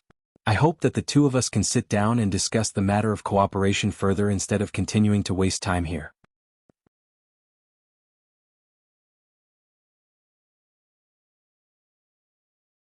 Chapter 1038, Town of Beginnings. Hellscythe_VampireCat. Chapter 1038, Town of Beginnings. Although Phoenix Rain did not speak loudly, everyone was still dumbfounded by her words. As for the matter of Phoenix Rain being Zero Wing's puppet, they had long since flung that idea out of their minds. Is this the background of a super first-rate guild? Aqua Rose was greatly shocked as she looked at Phoenix Rain's calm and composed demeanor. Although she had known that a very wide gap separated first-rate guilds and super first-rate guilds in terms of overall strength, number of experts and financial strength, she never imagined that the disparity was this massive. Phoenix Rain was actually capable of purchasing all 10 slots as if she was shopping for vegetables at the market. Just as the various company representatives were about to refute Phoenix Rain's words, Shi Feng got the jump on them, saying, "Since you are going to buy the remaining slots, we can naturally proceed with the discussions. Guild leader Black Flame, you shouldn't make such a hasty decision." "That's right. There are still 3 more slots left. How would you know if we can't outcompete this lady?" The other companies immediately grew anxious. Previously, they had intended to wait until Phoenix Rain had exhausted her funds in order to purchase a slot for themselves as cheaply as possible. They never expected something like this to happen halfway through the auction. "I can choose to give up if any of you can offer more than 4 billion for any of the 3 remaining slots," Phoenix Rain said. The entire venue fell silent once more. The various company representatives all gnashed their teeth in anger as they looked at Phoenix Rain. They could not help but admit that Phoenix Rain was simply too accurate in her calculations. Although the various companies present were willing to pay a huge price to cooperate with Zero Wing, a 4 billion deposit was beyond their budget. Moreover, nobody could tell what kind of future awaited Zero Wing. If things went sour, all that money would be frozen for half a year. It was too great a risk altogether. A lunatic. This woman really is a lunatic. If the Blackwater Guild topples Zero Wing, I'd like to see just how she salvages the situation. At this point, the only thing the various company representatives could do was stand up and leave in a huff. As for Shifeng, he was inwardly ecstatic. He had never imagined that Phoenix Rain was actually this wealthy. With this, Ouroboros's training center was practically in the bag. He could even start the second phase of his plan, which was the construction in other cities of training centers that were open to the public, in the hopes of attracting players to go there and improve themselves. With this, he could earn money and recruit more newcomers with great potential into his guild. This was a business model that many major guilds adopted in the later stages of God's domain. This method had uncovered many top-tier experts in the past. Among them, the most famous one would be the Tier 6 Berserker god, Half Madness. Initially, Half Madness had only been an unknown, ordinary player. However, one day he went to a training center run by the Super Guild Battle Wolves to play around, and the instructors there discovered that he had great potential. In the end, Battle Wolves recruited him and everything else was history. His strength improved rapidly by leaps and bounds, and he eventually became one of Battle Wolves' mainstays. If Zero Wing could construct such God's domain training centers in various major cities in the real world early on, it could snatch some high-potential players for itself rather than let super guilds monopolize all the good stuff. Guild leader Black Flame, I've already signed the contracts. Now that all the outsiders are gone, isn't it about time we discuss the matter of cooperation? Phoenix Rain asked, smiling as she looked at Shifeng. Truthfully, she had not expected to spend so much money on this visit. Originally, she had only thought that Stone Forest Town had potential for development and was planning to invest in the town. Doing so would also help the Dragon Phoenix Pavilion establish a foundation in the local industry. However, the Magic Tower was frankly too tempting.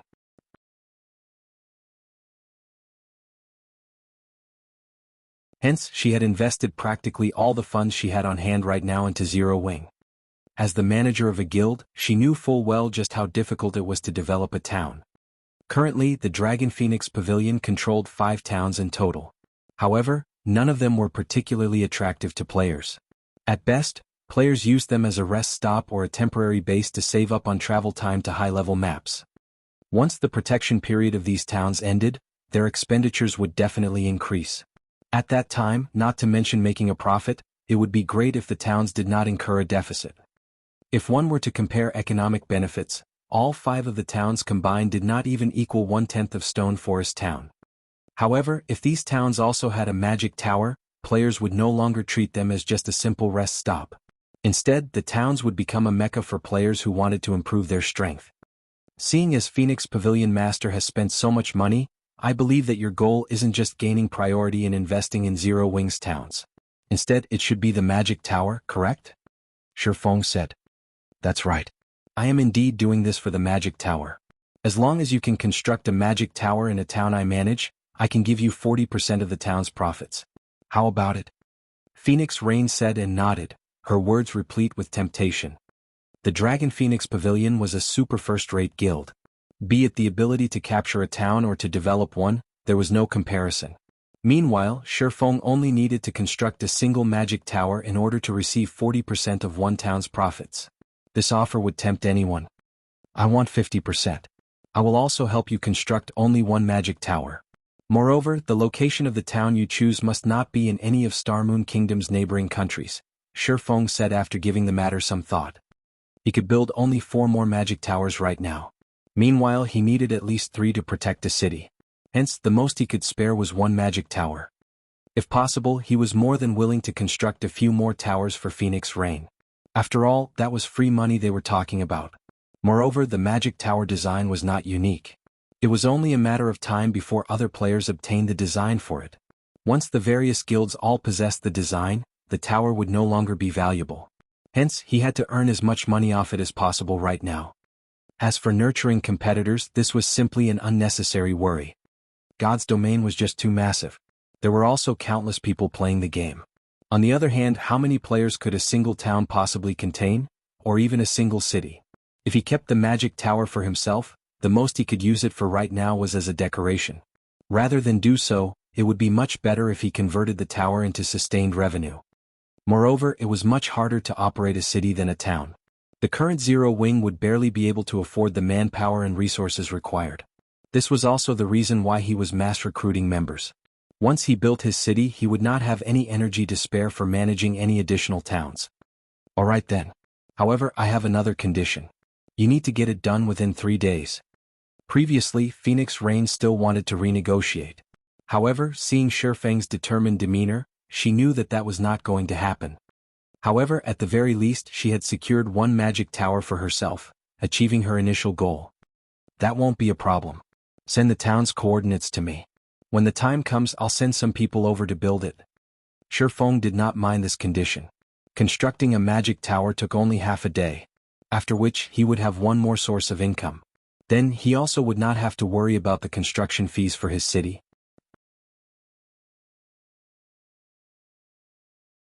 After the two of them signed a contract reflecting their agreement, Phoenix Rain sent a set of coordinates to Shifeng. Savage Wildland, Town of Beginnings. What? You've actually discovered the Savage Wildland? Shifeng was momentarily surprised upon seeing the coordinates.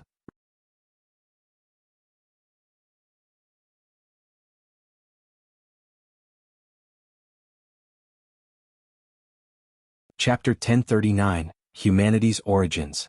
Hellscythe_Fluffy Goblin. Chapter 1039, Humanity's Origins. Shifeng's reaction astonished Phoenix Rain. The Savage Wildland was a massive, mysterious island discovered by one of the Dragon Phoenix Pavilion's old monsters while he had been working on an epic quest. The pavilion had investigated the island in depth, and they only uncovered part of the island's secrets after much difficulty.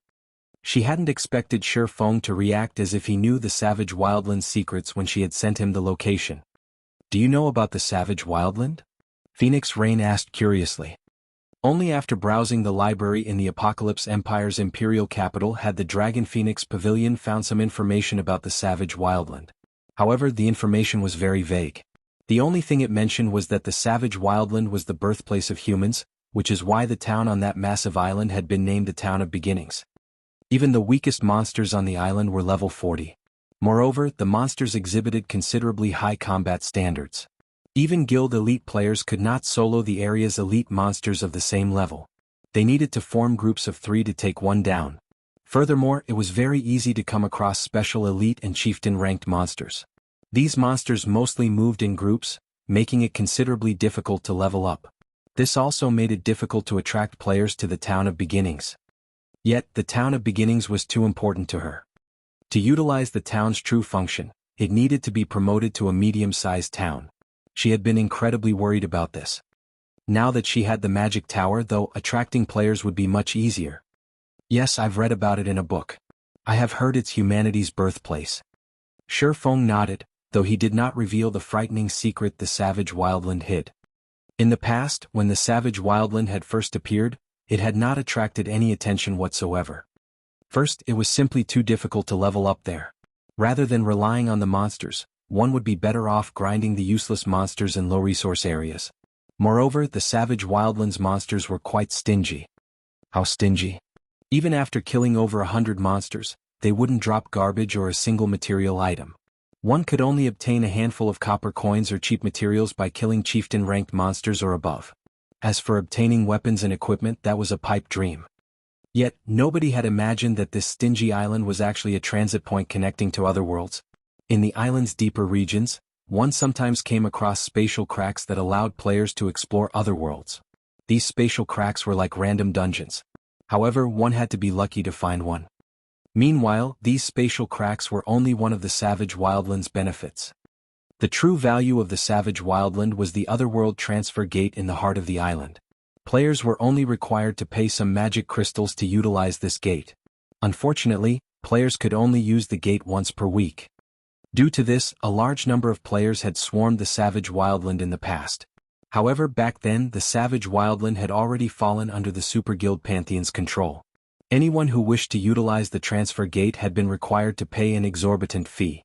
Despite the many other Super Guild's complaints, None of them had been able to do anything about it as the Pantheon ruled over the town of beginnings. The other super guilds could only watch as Pantheon regulated the area and collected massive amounts of money. Hence, the fact that the Dragon Phoenix Pavilion had taken the town of beginnings had truly surprised Shifeng. Initially, Shifeng had thought of searching for the savage wildland in this life. However, activating the island had many conditions. He also did not know which conditions he would need to trigger. Hence, he had no choice but to leave the island alone for now. He had never expected this opportunity to present itself. An otherworld could effectively train players and help them improve their techniques. Clearing an otherworld also granted bountiful rewards. This was the reason why transfer tools to otherworlds were so precious and expensive. If he could take control of the transfer gate to an otherworld, it would undoubtedly provide a special training location for Zero Wings members. Guild leader Black Flame is quite knowledgeable. The pavilion has searched high and low for this information. If I had known earlier, I could have just asked you. Phoenix Rain could not help but sigh. She had mobilized all of the guild's power to learn about the savage wildland. Only after a 2-day search had they found anything. Phoenix Pavilion Master, you think too highly of me. I just like to read books about God's domain's history in my free time, Shifeng said, laughing. It seems I'll have to read about God's domain's history more often then, Phoenix Rain replied, smiling. She felt that Shifeng's habit of reading books was a wise one, particularly books related to God's domain's history. If she did so as well, she might learn something that could come in handy in the future. Following which, Phoenix Rain said her goodbyes and returned to gather the funds she owed. As for Shifeng, he immediately notified Gentle Snow about purchasing Ouroboros's training center, having her make the necessary arrangements. After Shifeng finished assigning the necessary tasks, he secretly traveled to the teleportation hall, intending to make a trip to the Savage Wildland. The Savage Wildland wasn't currently valuable because the town of beginnings wasn't yet a medium-sized town. It couldn't yet activate its repellent magic array. The Savage Wildland's monsters were extremely concentrated. It was very difficult to reach the heart of the island. However, once the repellent magic array was active, the area's monsters would spread out. Generally, monsters in the Wildland's outer region ranged between level 40 and level 70, while the inner region had monsters ranging between level 70 and level 100. As for the island's core, monsters around level 100 to level 120 called it home. Moreover, due to the high concentration of monsters, players could only reach the island's heart after clearing the monsters in their way. However, once the repellent magic array activated, as long as players were careful, they could enter the island's inner region without trouble. There, players could randomly encounter spatial cracks that allowed them to enter other worlds to build their strength. Hence, once the town of beginnings became a medium-sized town, the town's popularity would experience a qualitative change. Despite the closest NPC town in the Apocalypse Empire being nearly 20 hours away from the town of beginnings, countless players still made the journey. Stone Forest Town was nothing in comparison. Now that Shifeng knew that the Savage Wildland was active, he couldn't let this opportunity get away. Others might not be able to reach the Savage Wildland's core, but he could. He had the 7 Luminaries ring. He could use space movement to travel directly there.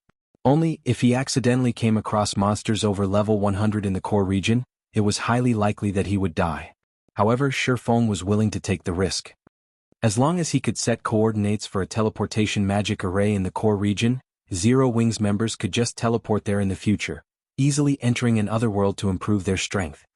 With one otherworld transfer gate serving as Zero Wings training grounds, in addition to the special training in the training center, what guild could possibly compete with Zero Wings development speed?